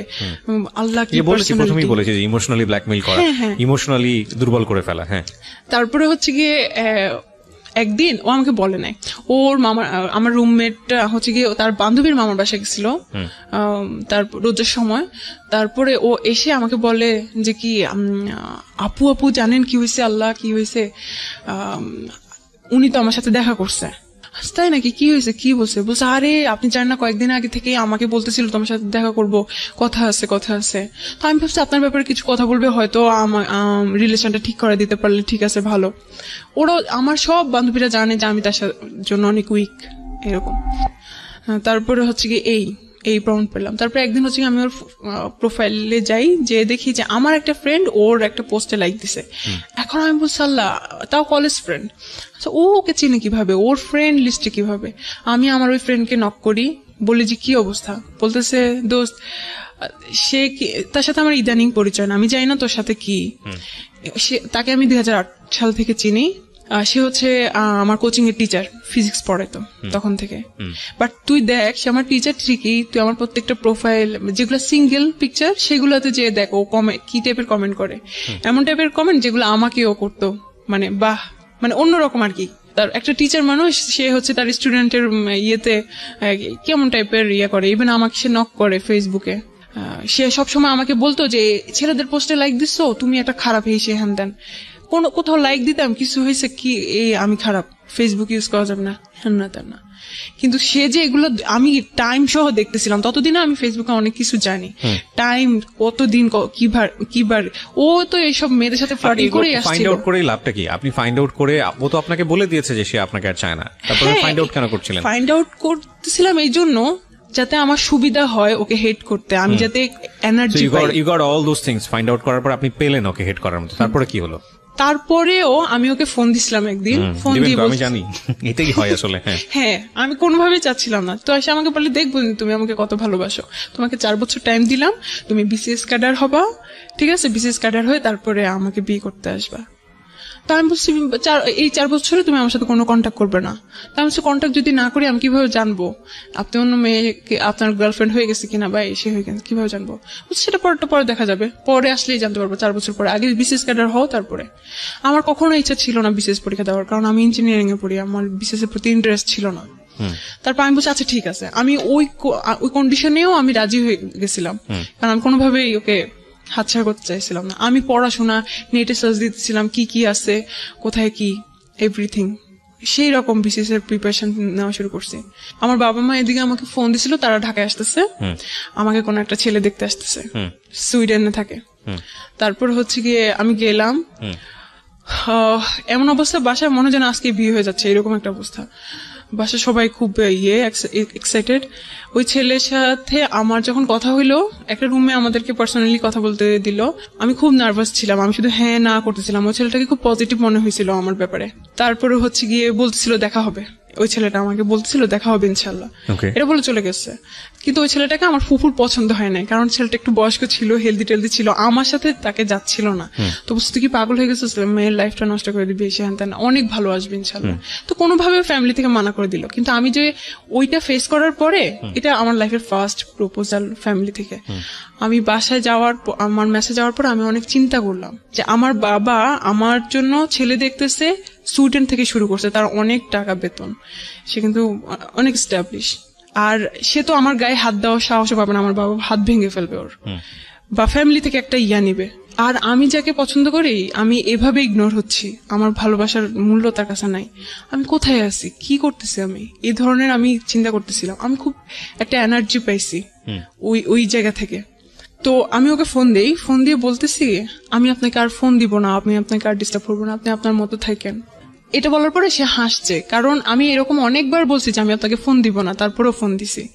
তো আমি বলছি আচ্ছা ঠিক আছে, আপনি হাসেন আর যাই করেন, এটাই হচ্ছে লাস্ট ফোন। এখানে একটা কথা বলি, আপনাদের মধ্যে কি এমন কোনো কিছু ছিল যেটা তারা সে আপনাকে ব্ল্যাকমেইল করতে পারতো? সরি, আমি এটা স্কিপ করে গেছি। হ্যাঁ, ও হচ্ছে, ওর কাছে আমার 2টা ভিডিও আছে। একটা ভিডিও হচ্ছে গিয়ে খুব অ্যাবনর্মাল, আমি কাঁদতেছিলাম যে আমি সরি, আমি এরকম করবো না, আমি আর ওকে সার্চ দিব না, এদেরকে আর সার্চ দিব না। আর হি ওয়াজ রেপিং মি। এটা ভিডিও করেছে, এটার ভিডিও করছে, এটা ফার্স্ট ভিডিও করছে। বলতেছে আমি এগুলার কাছে দাঁড়াই না, আমি এগুলো পছন্দ করি না, কিন্তু আমার মনে হয় এখন করা উচিত। ও এটা বলছিল। আমি যাই হোক, তারপর এটা ছিল ফার্স্ট পার্ট। আমি জানি, আমি তখন বিশ্বাস করছিলাম ওগুলা ডিলিট করে দিবে, কারণ আমি ওকে অনেক বিশ্বাস করতাম। আচ্ছা, তারপর সেকেন্ড পার্ট? সেকেন্ড হচ্ছে গিয়ে ও আরেকটা ভিডিও করছিল, সেটা নর্মাল। এটা তো আপনার সম্মতি ছিল? আমার সম্মতি ছিল, কারণ ওকে একবার তো করছিলই। তারপর বলছে যে এগুলো কিছুই হবে না, এগুলো আমি এমনিতে রেখে দিব। তো আপনি বলেননি যে তুমি এগুলো ডিলিট করে দাও? লাস্টে এগুলো নিয়ে বাংলাদেশে যে পরিমাণ সোশ্যালি যেগুলো একটা ভয়ঙ্কর রকমের ক্রাইম, লাস্ট ফোন কনভারসেশনে কি ছিল? এর মধ্যে যখন ওই যে 8 মাসে আমাদের ব্রেকআপ ছিল, তখনই আমি বলছিলাম প্লিজ এগুলো ডিলিট করে দাও। যদি আমার যদি বিয়ে হয়ে যায়, আমার হাজবেন্ড জানবে যে আমার বউ এরকম আছে, তখন তো এটা ইয়ে হবে। জানো, এটার দাবিদার তো আমিও তো এটাতে রেসপন্স, আমিও এটাতে ইনভলভ, এটা আমার রাখার রাইট আছে। আমি তাহলে যেখানে সম্পর্কই নাই, যেখানে আপনি আমাকে চাচ্ছেনই না, সেখানে এগুলো রেখে লাভ কি আপনার? তো বলতেছে যে সেটা আমি বুঝবো, আমি এটা করবো না, আর তোমার আর কিছু বলার আছে? তারপরে হচ্ছে গিয়ে যেটা কোথায় রাখছে সেটাও আমি জানি। এখনো আপনি জানেন? আমি জানি কোথায় রাখছে। কোথায় রেখেছে? ওর গুগল ড্রাইভে। সবচেয়ে নিশ্চিন্ত জায়গা বাংলাদেশের এখন ছেলেদের এই জায়গাটা, গুগল ড্রাইভ। আমি সেদিন আমার স্যারকে জিজ্ঞেস করছিলাম, আমি খুব software security, sorry cyber security. কথাটা বলা ঠিক হলো না বাংলাদেশের ছেলেদের, কারণ বাংলাদেশের সব ছেলে এরকম না, বাট যারা করে ফ্রড তাদের জন্য বোধহয় একটা খুব সেফ জায়গা হয়ে গেছে গুগল ড্রাইভ। ওকে ভাইয়া, ইদানিং একটু বলি, আমার এই সেমিস্টারে একটা কোর্স আছে সাইবার সিকিউরিটি। তো আমি ইদানিং শিখা শুরু করছি কিভাবে ওয়েবসাইট হ্যাক করে, কিভাবে প্রোটেক্ট করে, কিভাবে ডাটাবেস হ্যাক করে। তো আমি স্যারকে একটা কথা জিজ্ঞেস করছি, স্যার আপনি আমাদেরকে এগুলো শিখাইছেন, কিন্তু গুগল ড্রাইভ কিভাবে হ্যাক করে, এটা কি পসিবল? বলছে, হাসতেছিল, যদি এটা পসিবল হতো তাহলে তো তোমারটাই আগে হ্যাক হইতো কোনোভাবে। এটা পসিবল না। হ্যাঁ পসিবল, অবশ্যই, যারা ডেভেলপার তাদের কাছে সব সেই জায়গাটা নাইবা গেলাম, পসিবল আর ইম্পসিবল। কিন্তু মানে আমি চাচ্ছিলাম, ওকে বলছিলেন যে তুমি এটা ডিলিট করে দাও, বাট কেউ যদি এটা কখনো করে কারো কাছে, করার পর আপনার সামনে ডিলিট করলে এটা যে কপি নাই, আপনি ইনশিওর হবেন কিভাবে শিওর হব? রাইট, হয়তো সে অন্য একটা ইমেল আইডি ক্রিয়েট করে, জানি না, গুগল ড্রাইভে রাখলেও আপনি এটা নিশ্চিত হতে পারবেন না, কারণ কোন একটা মানুষ যদি আপনি যদি 100% শিওর থাকেন এটা ফার্স্ট কপি, লাইক আপনার সেলফোনে করেছে বা অন্য কোথাও করেছে, প্রথমত করাটাই অন্যায়। করার পরে যদি আপনি নিশ্চিত থাকেন যে এটা ফার্স্ট কপি এবং সেই ফোনটা আপনি সিজ করে ফেললেন বা সেখান থেকে ডিলিট করে দিলেন, কিন্তু তারপরও অনেক সময় নিশ্চিত হওয়া যায় না। আর আপনি যেহেতু তাকে স্পেস দিয়েছেন, সেখানে পারলে 100টা কপি করে ফেলেছে, এখন তো আপনি নিশ্চিত হতে পারবেন না। It's a police case. তো আমি যখন ওকে ফোন দিলাম, তো ও হচ্ছে গিয়ে তখনও বলতেছিল, হ্যাঁ তোমার তো আরেকটা সিম চালু হয়েছে, তুমি তো এখন অনেক কিছু করতেছো। তখনও হচ্ছে গিয়ে ওই কাহিনী। আমি যে দেখেন, আমি আপনাকে ফোন দিছি কিন্তু সম্পর্ক ঠিক করার জন্য না, আমি একেবারে শেষ করার জন্য আপনাকে ফোন দিছি। আমি আপনাকে আর ডিস্টার্বও করবো না, আপনি আপনার লাইফ মতো থাকেন। তো একটু হাসতেছিল, আমি আচ্ছা ঠিক আছে দেখা যাক আমি কতটুকু পারি কন্ট্রোল করতে, দেখা যাক। অবশ্যই সে আমার ফ্যামিলি মেম্বার, সে অলরেডি জেনে গেছে যে আমাকে কেউ দেখতে আসছে। তারপরে হচ্ছে গিয়ে এটা বলে আমি ফোন রেখে দিলাম 7 নভেম্বর, ওই দিন লাস্ট কথা হয়েছে। এরপরে আমার আর ইচ্ছাও হয় নাই, আমি আর কষ্টও পাই নাই, আমি আর ওকে ফোনও দিই নাই। ও আপনাকে ট্রাই করেছে? না, ও তো আমাকে কখনোই ট্রাই করতো না। ওকে, এখানে এই যে ভিডিওটা আপনি রেখে দিলেন সারা জীবনের জন্য, এটা একটা আতঙ্ক। তো এটা নিয়ে আপনার খারাপ লাগে না, কষ্ট হয় না? হ্যাঁ, আমি আসবো, ওটা নিয়ে তো এখন ঘটনাটা চলতেছে। তারপরে হচ্ছে গিয়ে এইদিকে আমি কি করলাম, আমি আমার ইমেল অ্যাড্রেস চেঞ্জ করলাম, পাসওয়ার্ড চেঞ্জ করলাম, আমার ফোনেও কিন্তু করা, ও দেখতে পারে আমার ইনকামিং কল, আউটগোয়িং কল, এগুলোও দেখতে পারে। আমি অফিসে কল দিলাম, দিয়ে বললাম, এত বেশি তার কাছে ক্লিন হতে গিয়েছেন যে জীবনে কোনো পার্সোনাল বিষয় রাখেননি, সব তাকে শেয়ার করেছেন। সব আমার হাজবেন্ড, চরম পর্যায়ের বোকা। এসএসসি ইন্টার পড়ুয়া মেয়েরাই আসলে এই জিনিসগুলো বেশি করে। হ্যাঁ, তারপর হচ্ছে কি আমি অফিসে কল দিলাম, দিয়ে বললাম যে আমি এটা কিভাবে কি করতে পারি। তারপর আমাকে বললো ওয়েবসাইট লিঙ্ক বললো, আমি ওখানে গেলাম, গিয়ে হচ্ছে সব চেঞ্জ করলাম। তারপরে যাচ্ছে ফেব্রুয়ারিতে 2019 সালে ফেব্রুয়ারিতে আমার সেমিস্টার ব্রেক ছিল। এইদিকে কি হয়েছে এটা বলতেই হবে। এটা হচ্ছে কি আমার ভাবি জানতো, আমার ছোট ভাবি, আমার ছোট ভাইয়ের বউ, ফুফাতো। উনি বলতেছে যে তুমি কি পাগল হয়ে গেছো, এগুলো সব ঠিক করো। ও কিচ্ছু করবে না, ওর বোন তোমার ভাইয়ের ভাত খায়, কিছু করবে না। আমি খুব ভয় পাচ্ছিলাম, কিছু এভাবে সাহস দিছে। তারপর সব করছি। তো উনার সাথে আমাকে কথা বলতে দিত না। আমি উনার সাথে কথা বলার জন্য আরেকটা আইডি খোলার পরে ওটা জানতো না, তার আইডি খুলি, তারপর উনার সাথে কথা বলি। তো ওই আইডিতে আমার আরো 2টা ফ্রেন্ড যাদের সাথে কথা বলতে দিত না, ওই আমার বান্ধবী, কোনো ছেলে ফ্রেন্ড ছিল না, ওদেরকে হচ্ছে কি আমি অ্যাড করার পরে তো ওখানে তখন nika.com নামে একটা ওয়েবসাইট, তখন ওয়েবসাইট ক্রিয়েট করা আমাদের একটা প্রজেক্ট হয় এসে। তো nika.com নামে আমার ফ্রেন্ড হচ্ছে একটা ওয়েবসাইট করবে, ওখানে পাত্রপাতি সব করবে। তখন এটাও কি পসিবল, পাত্রপাতি নেটেও পাওয়া যায়? তারপর হচ্ছে হ্যাঁ তুই সার্চ দিয়ে দেখিস এরকম অনেক ওয়েবসাইট আছে। আমি সার্চ দিয়ে দেখলাম, সত্যি আসলে ওয়েবসাইট আছে। আমি দেখলাম ওখানে কি আছে, ওখানে অনেকে পোস্ট করে আমার এরকম টাইপের মেয়ে লাগবে, ওইরকম টাইপের মেয়ে লাগবে। তারপর হচ্ছে গিয়ে এটাকে আমার খুব ফালতু মনে হয়েছে, খুব চিপ মনে হয়েছে। ওখানে ওইটাতে আমি দেখার পরে ওই সাইডে আরো অনেক সাজেস্ট আসে যে ফাইন্ড ট্রু লাভ, তারপরে হচ্ছে গিয়ে ডেটিং সাইট এরকম। সো ফাইন্ড ট্রু লাভ, যে ট্রু লাভ এরকম ট্রু লাভ পাওয়া যায় না, এইদিকেও ট্রু লাভ পাওয়া যায় এরকম। তো আমি হচ্ছে কি খুব ইন্টারেস্টেড ছিলাম। আমি হচ্ছে গিয়ে ক্লিক করে দেখি যে ওখানে প্রথম যে পোস্ট, আমি ওখানে ঘুরেও দেখি নাই যে কি আছে, 2-3 দিনও ছিলাম না ওই জায়গায়। ফার্স্ট যেদিন আমি হচ্ছে করি, যে দেখি যে একটা ছেলে পোস্ট দিছে, একটা সিরিয়াস মনের গার্লফ্রেন্ড চাই, সিরিয়াস, যে হ্যাঁ করবে না। তো আমি না আসলে হচ্ছে গিয়ে ট্রাই করে দেন, আসলে দেখি কি করে, ও আসলে কি কথা বলে। আমার আইডিতে কিন্তু কোনো ছবি ছিল না, কোনো পোস্ট না, কিছু না, ওটা দেখতেই ফেক আইডির মতো দেখা যায়, যে আইডিতে আমি আমার ভাবির সাথে কথা বলতাম। তারপরে হচ্ছে গিয়ে ওই আইডিতে আমি জাস্ট একটা হাই দিই, আমি চলে আসি, ওখান থেকে স্কিপ করে আমি আমার আইডিতে চলে আসি, আমি করি। তারপরে হচ্ছে গিয়ে দেখি কতক্ষণ পর আবার যে দেখি ওই ছেলে আমাকে হ্যালো বলে হাই। তা আমি বলছি আমি বাংলাদেশ থেকে, please don't think that I am fake or something like that. ফার্স্টে একটু আমি না তখন ওর প্রোফাইলটা চেক করি না, যখন ওর দেখতেছি রিপ্লাই দেওয়া শুরু করছি, তখন আমি যে দেখি ও হচ্ছে শ্রীলঙ্কান, বাট ওর ফেসটা হচ্ছে কি খুব টাইপের, ঠিক আছে। তো আমি ওকে অনেক কথা হয়, তো বলতেছে যে আমি হচ্ছে কি ছবি দেখতে পারি, আমি নিজে থেকেই বলতেছি যে আপনি চাইলে আমার ছবি দেখতে পারেন, কিন্তু আমি আমার ছবি হচ্ছে গিয়ে প্রোফাইলে দিতে কমফোর্টেবল ফিল করি না। তারপরে বলতেছিল যে আচ্ছা ঠিক আছে, হ্যাঁ অবশ্যই আমি কার সাথে কথা বলতেছি আমি দেখতে চাই। তো আমি আমার ভাইয়ের সাথে থাকা একটা ছবি দিছি, দেওয়ার পরে হিজাব সহ, ঠিক আছে, দেওয়ার পরে ও কতক্ষণ পরে বলতেছিল you are so cute, but এই প্রবলেম, আমাদের এই ধরনের কোনো প্রবলেম নাই, কিন্তু তোমাদের ইয়েতে এইরকম সমস্যা যে কাউকে বিয়ে করে। সে খুব সিরিয়াস ফার্স্ট থেকে, সে ভাবছে যে আমি তাকে রিকোয়েস্ট মেসেজ পাঠিয়েছি, হয়তো আমি রাজি যে বিয়ে টিয়ে টাইপের বা রিলেশন করতে রাজি, এই টাইপের ও কথা বলছে। আপনি তার সম্পর্কে তেমন একটা জানেন না? জানি না, কিছু জানি না। তারপরে হচ্ছে গিয়ে আমি বলছি আপনি কি শ্রীলঙ্কা থেকে আমি তখন হচ্ছে গিয়ে বানানটা ভুল করছি, শ্রীলঙ্কা লিখছি, শ্রীলঙ্কা। তো হাসতেছিল এভাবে। তারপর হচ্ছে গিয়ে বলতেছে যে এটা আমি আসলে চাই না আমার জন্য কোনো কমপ্লেক্সিটিতে তুমি পড়ো, কারণ তোমাদের ইসলামে হচ্ছে গিয়ে এটা পারমিট করে না। তো আমি বলতেছি যে আল্লাহ, তাই নাকি? আপনি মুসলমান না? আমি তখনও দেখি নাই, আমি প্রোফাইলে দেখতে পাচ্ছিলাম না। তার বলছে না আমি বুদ্ধিস্ট। তারপর আমি বলতেছি যে ও, আমি এটাকে কিছুই মনে করি না, কারণ আমি তাকে বিয়ে করতে যাচ্ছি নাকি। আমি বলতেছি যে হ্যাঁ সমস্যা নাই, you can stay with me as a friend. তো বলতেছে যে না বাট এটা প্রবলেম হবে। আচ্ছা আমি কি যাওয়ার আগে আমি তোমার একটু ভয়েস শুনতে পারি? তো আমি আসলে আমি মেসেঞ্জার কিভাবে ভয়েস সেন্ড করতে হয় আমি আসলে যাই না। সো আপনার হোয়াটসঅ্যাপ থাকলে আমি হোয়াটসঅ্যাপে হচ্ছে গিয়ে ইয়ে করতে পারি। তো আমাকে হোয়াটসঅ্যাপ নাম্বার দেয়, আমি হোয়াটসঅ্যাপ নাম্বার দিই, হোয়াটসঅ্যাপে হচ্ছে গিয়ে আমি ভয়েস রেকর্ড পাঠাই। তো ও খুবই ইমপ্রেস আমার প্রতি ফার্স্ট থেকেই। মানে আমার আমার ভাইয়ের সাথে যে ছবি ওটা দেখে নাকি খুব ইমপ্রেস আমার প্রতি। তারপর হচ্ছে কি বলতেছে খুব কষ্ট আফসোস হচ্ছিল আর কি ওর, যে আমি হয়তো ওকে রাখতে পারবো না ধর্মের কারণে, হয়তো ও চলে যাবে এরকম। তাই আমি আসলে হ্যাঁ এটা পসিবল।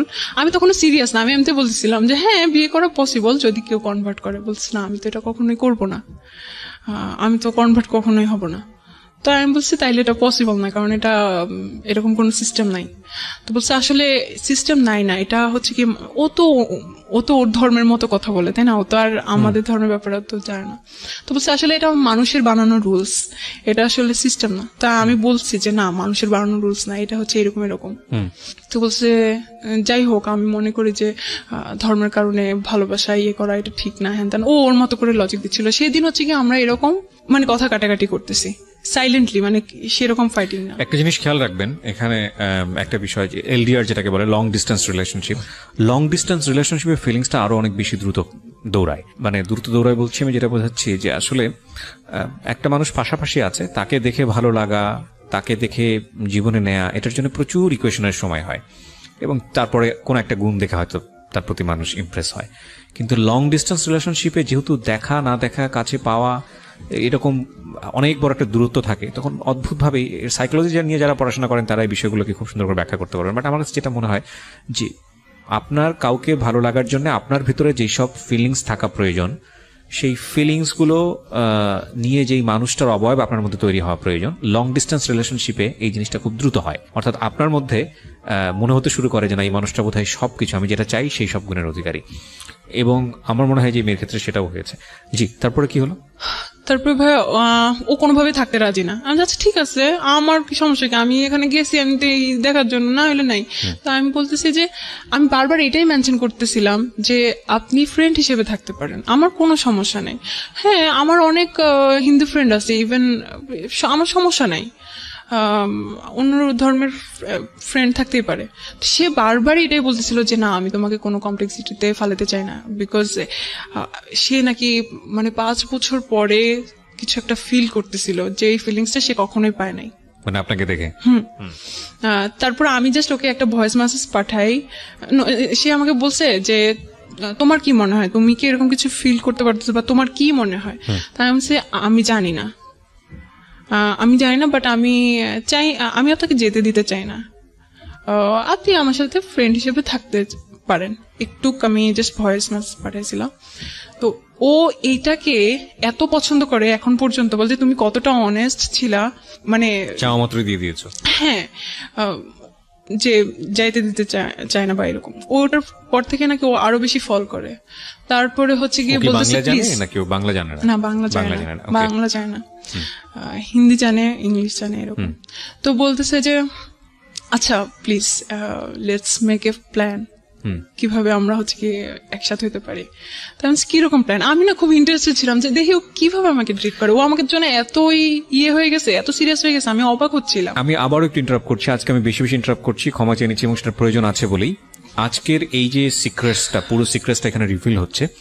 বিয়ে বলতে যেটা বুঝি যে কারোর সঙ্গে কারো সংসার হওয়া, কিন্তু বিয়ের হওয়ার আগে বিয়ে পূর্ববর্তী যে বিষয়গুলো, বিয়ে নিয়ে জ্ঞান দেওয়া, প্রপার মানুষকে সিলেক্ট করা, কার সঙ্গে বিয়ে হতে পারে, বিয়ে হলে কি হয়, এই বিষয়গুলো নিজে জ্ঞান দেওয়া, পরিবার থেকে আসুক বা পরিবারের অন্যান্য সদস্যদের কাছ থেকে আসুক, যে সময় তাদেরকে এই জ্ঞানটা দেওয়া প্রয়োজন, সেটা না হলে কি হতে পারে একটা মেয়ের জীবনে কিংবা একটা ছেলের জীবনে, মূল জায়গাটা এতক্ষণে আপনারা হয়তো রিভিল করতে পারবেন। কারণ আরেকটা ভয়ানক রকমের ঘটনা যেটা ওর জীবনে ঘটেছে, আমি জানি না এটা রেজাল্ট কি, বাট আমাদের জায়গা থেকে এটা ভয়ানকই মনে হবে। ঠিক আছে, আমরা সেদিকে আগাতে চাই। জি বলেন।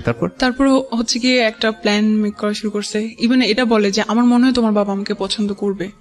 তারপর নিজে থেকে সে নিজের ইয়ে দিতেছিল, সে কি করে না করে।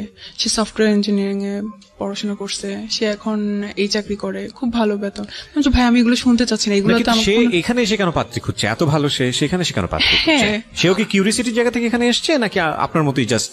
আমি এটা আজ পর্যন্ত জানি না, জানা উচিত। হ্যাঁ, এগুলো ভুল, এগুলো বড় রকমের ভুল। আমি অবশ্যই জানবো। তারপর হচ্ছে গিয়ে ও বলতেছে আচ্ছা ঠিক আছে, আমার বাংলাদেশি ফ্রেন্ড আছে, তুমি চাইলে কিন্তু আমি তোমার বাবার কাছে প্রস্তাব পাঠাতে পারি, এবং সে আমার বাবা আমার সাথে কথা বলতে পারে। একদম এইভাবে সিরিয়াস সে।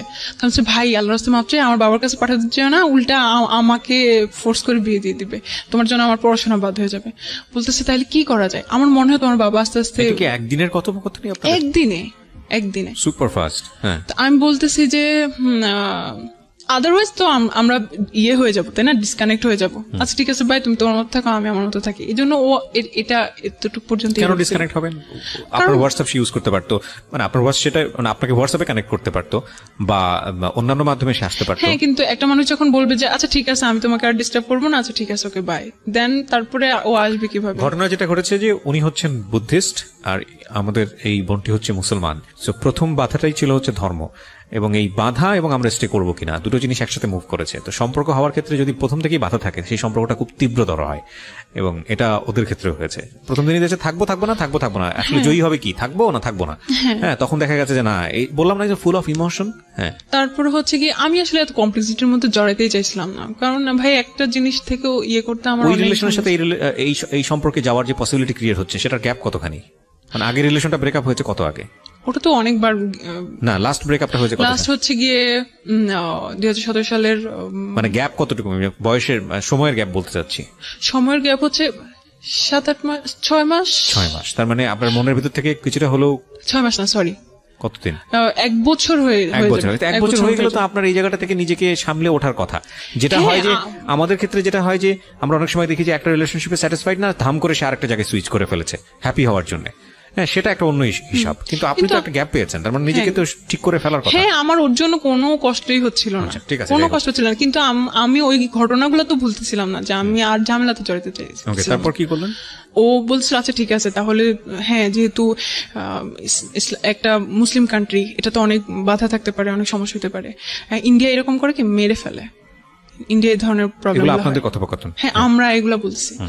তো এরকম অনেক ঘটনা আছে। তারপর হচ্ছে কি বলতেছে আচ্ছা তাহলে কি করা যায়, তাহলে তোমার কি এরকম কোনো প্ল্যান আছে বাইরে যেয়ে তুমি পড়াশোনা করবে? আমি হ্যাঁ, এটা তো আমার আগে থেকে প্ল্যান আছে। তো বলছে হ্যাঁ, এটা খুব ভালো বুদ্ধি, তাহলে হচ্ছে কি আমরা তুমি পড়াশোনার জন্য বাইরে যাবে, দেন আমরা ওখানে মিট করবো। আমি ভাই এখনো তো অনেক দেরি, ওটা বলছে সমস্যা নাই, আমি অপেক্ষা করবো। তারপরে হচ্ছে গিয়ে আমি বলছি আচ্ছা ঠিক আছে দেখা যাক।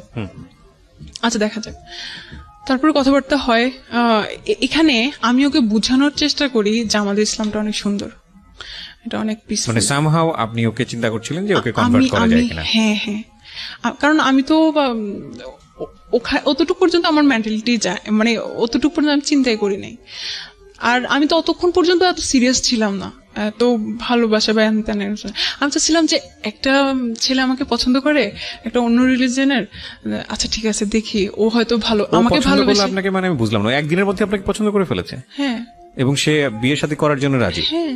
তো ও জানতো না ওর ধর্মের সঙ্গে আপনি যান না, ক্লাস করেন? বলতেছে ওদের কোনো সমস্যা নাই, ওদের এই ধরনের কোনো প্রবলেম নাই। এটা ওর কথা ছিল? হ্যাঁ, ওর ফ্যামিলিতে এই ধরনের কোনো প্রবলেম নাই। ভাইয়া একদিন হচ্ছে গিয়ে আমি একদম ডিসিশন নিয়েই ফেলি যে আমি এই ঝামেলায় জড়াবো না, এখানে আমাদের স্টপ করা উচিত। আমি ওকে এভাবে ডিরেক্টলি বলি যে উই শুড স্টপ হিয়ার। তারপরে বলছিস কেন, শুধু ধর্মের কারণে? আল্লাহ আমাকে হচ্ছে গিয়ে মুসলমান করে বানায় নাই, এবং ইভেন বাংলাদেশে বানায় নাই দেখে হচ্ছে কি তুমি এটা করতে চাচ্ছ? আমি যে হ্যাঁ, এটার জন্যই। সেদিন খুব বড় ধরনের একটা ইয়ে হয়েছিল। তারপর হচ্ছে কি আমি বলছি যা বাদ। আমি চিন্তা করতেছিলাম এই ছেলেটা আমার জন্য এত উইক হয়ে গেছে, আমাকে কখনো লাইফে কেউ বলে নাই যে তুমি অনেক সুন্দর, তুমি অনেক ভালো, অনেক অনেস্ট, কেউ বলে নাই। বাট তারপর আমি শুধু ধর্মের জন্য ওকে ইয়ে করে দিচ্ছি যে আমার দরকার নাই। তারপরে হচ্ছে গিয়ে ও খুব ইমোশনাল হয়ে গেছিল, আমি ওর সবকিছু ইয়ে করছি, ইগনোর করছি, দরকার নেই ইমোশন আমাকে একবার খেয়ে ফেলছে। তারপর আরেকটা জিনিস তো আছে ট্রাস্ট, আমি তো ওভাবে ওকে ফুললি ট্রাস্ট করতেই পারতেছি না। ও কেন আমাকেই ইয়ে করতে আসবে, আমাকে দেখে না আমি এরকম। আর ও বলতো যে আমি ফার্স্টেই বলছি যে আমি শর্ট, আমার রিলেশন ছিল অতদিনে, আমি রিলেশনের কথা বলছি যে এরকম। ও অনেক লম্বা, সেই একটু ফ্যাটি। তো আমি বলছি না, আমি তো ওর সাথে জীবনও যাব না, দেখে নাই, ইয়ে করে নাই, ট্রাস্টের একটা ব্যাপার আছে, তার মধ্যে এত ঝামেলাতে আমি যাবো না। আমি হচ্ছে কি ওই দিন ক্লোজ করলাম। ও হচ্ছে অনেক ক্রেজি হয়ে গেছিল, অনেক উথাল পাতাল করতেছিল, আর অনেক মেসেজ পাঠাতেছিল, তুমি কি এই জন্যই আমাকে ছেড়ে যাবা, আর কোনো কারণ আছে, আমি কি করতে পারি, আমি কি করব, হয়তো তুমি সামিয়া তুমি জানো না আমি তোমাকে কত ভালোবাসি, এগুলো। তো ফাইনালি আপনি বলেন তাকে তুমি আমার এই কারণে সমস্যা, আমি বলছি বাট সে ওটা করবে না। ফাইন, আপনি শেষ পর্যন্ত কোন জায়গায় আসলেন, কি করলেন? দেন হচ্ছে কি আমি ওই দিন একটা অ্যান্সার পেলাম। ওর এই ক্রেজিনেস গুলো দেখে আমি নিজেও অনেক উইক হয়ে গেছিলাম আর কি ততদিনে, আমিও কিছু ফিল করতেছিলাম। তারপর হচ্ছে কি আমি বলতেছিলাম যে নামাজ পড়লাম যাতে আমি একটা ভালো আনসার পাই, আমি কোরআন শরীফ পড়লাম। তারপর একটা সময় মনে হলো যে ও তো ওর কবরে শুবে, আমি তো অবশ্যই চেষ্টা করব, অবশ্যই আমার লাস্ট ব্রেথ পর্যন্ত আর দোয়া করতে থাকবো আল্লাহ জানি ওকে হেদায়েত দেয়, কারণ হেদায়েতের মালিক আল্লাহ, আল্লাহ যদি না করে আমি কিছু করতে পারবো না। আর যদি না হয় ও ওর জন্য শাস্তি পাবে, ও ওর কাজের জন্য শাস্তি পাবে, ও ওর কবরে, আর আমি আমার কাজের জন্য শাস্তি পাবো। মানে আপনি তো এগ্রি করেই ঝাঁপ দিয়েছেন? হ্যাঁ। দেন আমি ওকে বললাম আচ্ছা ওকে ফাইন। হ্যাঁ, তারপরে আমি বলতেছি আচ্ছা ঠিক আছে, তাহলে এই যে আমরা ভিডিওতে কথা বলতেছি, আমি চিন্তা করলাম যে ভিডিও কলে যে আমরা কথা বলবো, আমি শুনছি অনেকে অনেক কাহিনী করে, অনেক খারাপ কথাবার্তা বলে, তো এগুলো করলে হয়তো আমার অবশ্যই আবার ইসলামে এটা যায় গুনাহ হবে বা একটা সিকিউরিটি বা সবকিছু। আমি বললাম আচ্ছা ঠিক আছে, যেহেতু বিয়ে করবো ডিসিশন নিয়েছি, বিয়ে করে ফেলবো। তার কথা হচ্ছে গিয়ে আমি 6 মাস পরে, মানে 6 মাস, ওর চাকরিতে 6 মাস কমপ্লিট হওয়ার পরে আসবে, কিন্তু ততদিনে হচ্ছে 3 মাস আর কি, মেতে এরকম ওর 6 মাস পূরণ হয়। তো বলছে তখন আসবো। আমি আচ্ছা ঠিক আছে, তখনই আমরা বিয়ে করবো। এখন বিয়ে যে করবো, এটা কিভাবে বিয়ে করব, কি করব, এগুলা সব আমরা হচ্ছে গিয়ে ও নেটে সার্চ দিতে থাকলো, আমি নেটে সার্চ দিতে থাকলাম কিভাবে কি করা যায়। তারপরে হচ্ছে কি এইদিকে বিয়ে করব, তো আমি ঠিক আছে বুঝলাম বিয়ে করবো, আমি ওকে বলছি, বাট একটা যে বিশ্বাসের জায়গা, ও যে আসলেই ভালো মানুষ, ও যে আসলে রিয়েল, এটা আমি বিশ্বাস করতে, এত অন্ধবিশ্বাস করি নাই আর কি। তো ও আমাকে বারবার বলতেছিল প্লিজ পাসপোর্ট বানাও, কারণ তোমার বাবা যদি এটা কোনোভাবে জানে বা কিছু, কারণ বিপদ আপদে নাই, তোমাকে জোর করে বিয়ে দিয়ে দিবে, তখন আমার কি হবে, পাসপোর্ট বানাও যাতে কোনো প্রবলেম হলে আমি ভিসা ঠিক করে তোমাকে নিয়ে আসতে পারি। তো আমি বলছিলাম আমি তো স্টুডেন্ট মানুষ, আমার বাবা সব, আমার এক্সট্রা কোনো টাকা থাকে না পাসপোর্টের জন্য, তখন হচ্ছে গিয়ে 3000 সামথিং। ও আপনাকে পাঠিয়ে দিয়েছে এবং আপনি বিশ্বাস করে ফেলেছেন? না, ও আমাকে পাঠিয়ে দিচ্ছে, বলছে যে আচ্ছা ইমার্জেন্সিটা করতে, তো করলাম অনেক। হ্যাঁ, তখন একটু ট্রাস্ট ক্রিয়েট হয়েছে যে ছেলেটা আমার জন্য টাকা পাঠিয়েছে, এতদিন একটু ক্রিয়েট হয়েছে, পুরোটা না। তারপর আবার মনে হলো যে হ্যাঁ ওর টাকা আছে, 9,000 আর 7-8,000 টাকা পাঠাইলেই কি ইয়ে হয় নাকি, হয়তো টাকা দিয়ে আমাকে কিনতে চাচ্ছে বাইসে, এগুলো তো আমি চিন্তাই করতেছিলামই। তারপরে আবার কি করছে, এখন আমি ওকে বলতেছিলাম আচ্ছা না, আমি একটা অত ইনডিটেলে যাচ্ছি না, আমি একটা জিনিস একটু বলেন আমাকে। Somehow you trust him, right? আপনি তাকে ট্রাস্ট করেছেন, বিয়েটা আপনারা করেছেন কি করেন নাই? হ্যাঁ, বিয়েটা করেছেন। কিভাবে করেছেন? আমরা হচ্ছে গিয়ে কোর্টে গিয়ে করেছেন? না, কোর্টে না, একটা লয়ারের কাছে গেছি, এইটা সম্পর্কে জানছি। তারপরে সে বলছে যে হ্যাঁ এরকম বাংলাদেশে একটা ব্রিটিশ অ্যাক্ট আছে 1872 অ্যাক্ট অনুযায়ী এটা করা যায়, যেটা আপনি আমাকে অফিয়ার বলছিলেন, স্পেশাল ম্যারেজ অ্যাক্টে। ও বাংলাদেশে এসেছিল? হ্যাঁ, ও বাংলাদেশে আসছিল। বাংলাদেশে আসার আগে আমরা বিয়ে শপিং করছি, আমার যত ড্রিম ছিল সব পূরণ হয়েছে। ওকে সামিয়া, আপনি ওই বিষয়গুলোতে আমি যেতে চাচ্ছি না, কারণ মানুষ এখন অনেক কষ্ট পাবে আপনার কথা শুনে, হয়তো রাগ করবে, because we live in the society, আমাদের একটা ধর্ম আছে, আমাদের কিছু নিয়ম কানুন আছে। বাট আমি আবারও বলছি, সেটা হলো যে এটা সামিয়ার জীবনের গল্প, এবং সামিয়া যেটা করেছে সেটা এখানে এসে বলেছে। এবং এখান থেকে আপনার যা শেখার আপনি তাই বলবেন, তাই শিখবেন। সামিয়াকে জাস্টিফাই করা আমাদের অনুষ্ঠানের উদ্দেশ্য না। তবে লেসনটা কোথায়, যেটা আমি বলেছিলাম প্রথমেই, যে ফার্স্ট ঘটনাতেও হাজবেন্ড বানিয়ে ফেললো বিয়ে ছাড়াই। সেকেন্ড ঘটনাতে দেখেন, সেকেন্ড ঘটনাতেও বিয়ের তো একটা ধর্মীয় বিধান, সেই ধর্মীয় বিধান অনুযায়ী আমি যতদূর জানি, আমার ক্ষুদ্র জ্ঞানে যতটুকু বলে, আমি বারবারই বলি ধর্ম বিষয়ে আমি কিছু বলতে গেলে আমি আসলে অতটা জানি না। একটা যে মানুষের জীবন চলাচলের পথে যতটুকু জানার প্রয়োজন বা যতটুকু জানলে হয়তো চলা যায় টুকটাক, অতটুকুই হয়তো বা জানি, বা তার চেয়ে অনেক কম জানি। তো সেই জায়গা থেকে আমি যতটুকু জানি, আমাদের ধর্ম এটা পারমিট করে না, আমাদের ইসলাম ধর্ম এটা পারমিট করে না। প্রত্যেকটা ঘটনা ঘটানোর আগে এটা রেজাল্ট পজিটিভ হলে কি চিন্তা করা উচিত, পজিটিভ হলে আপনি কি করবেন সেটা চিন্তা করা উচিত, নেগেটিভ হলে কি করবেন সেটাও চিন্তা করা উচিত। এবং আমি যেটা বলছিলাম শেষে শুধু একটা কথাই বলতে চাই, প্রিয় শ্রোতা যারা শুনলেন, বাবা মায়ের জায়গা থেকে যারা শুনছেন, তাদেরকে বলবো আপনাদের এটা সর্বোত্তম দায়িত্ব, সবচেয়ে প্রায়োরিটি দায়িত্ব, যে ছেলে মেয়ের যখনই মোটামুটি বয়স হবে ওদেরকে বিয়ে এবং সংসার জিনিসটা কি এটা নিয়ে একটা ভালো জ্ঞান দেন, প্রতি মুহূর্তে শেখান, যাতে করে ওরা ভুল সিদ্ধান্ত না নেয়। এবং এটা খুবই জরুরি দায়িত্ব। একাডেমিক পড়াশোনা যতটা গুরুত্বপূর্ণ, তার চেয়েও ভয়ানক রকমের গুরুত্বপূর্ণ হচ্ছে এই বিষয়টা, খুবই গুরুত্বপূর্ণ। কারণ অনেক বড় বড় গ্র্যাজুয়েট আছেন যারা এই জীবনে এসে ভয়ঙ্কর রকমভাবে ভুল করে ফেলেন। এবং একই সাথে যারা আজকে টিনেজাররা শুনছো, শুধু একটা কথাই বলতে চাই, আমরা উইশ করি এই বোনটির জন্য ভালো থাকুক, কিন্তু আমরা এটা কখনোই বলবো না যে জীবনে এমন কোনো সিদ্ধান্ত নিও না বিয়ের ক্ষেত্রে যেখানে পরিবারকে ছাড়তে হয়, যেখানে ধর্মকে ছাড়তে হয়। কারণ বিয়েটা শুধু একটা মানুষের সাথে থাকার সিদ্ধান্ত না, ডেফিনেটলি নট। যদি দুই একটা ক্ষেত্রে এক্সেপশনাল হয়ে যায়, দ্যাট ইজ ডিফারেন্ট কেস, ওইটা নিয়ে এক্সেপশন কান বি এক্সাম্পল, কিন্তু এটা একটা ভয়ঙ্কর রকমের বাজে সিদ্ধান্ত। এবং এই সিদ্ধান্তে ধর্ম ছাড়িনি, ডেফিনেটলি আমরা সেটাও বলছি না আপনাকে যে আপনি ধর্ম ছেড়েছেন, আমি সেটা বলিনি, বাট ধর্মীয় বিধিনিষেধ যেটা আছে সেটা আপনি অমান্য করেছেন। হ্যাঁ, তো সেই জায়গা থেকে আমি যেটা বলতে পারি সেটা হলো যে এমন কিছু করো না, এমন কোনোভাবেই করো না যাতে করে বিয়ের পরে এমন কোনো দিন আসে যেখানে তোমার কিছুই নেই, সাপোর্ট করার মতো কিছু নেই। এবং এই দিনগুলো আসে বিয়ের পরে, খুব আসে, প্রত্যেকের জীবনেই আসে। তখন মনে হয় আসলে কত বড় ভুল করেছি।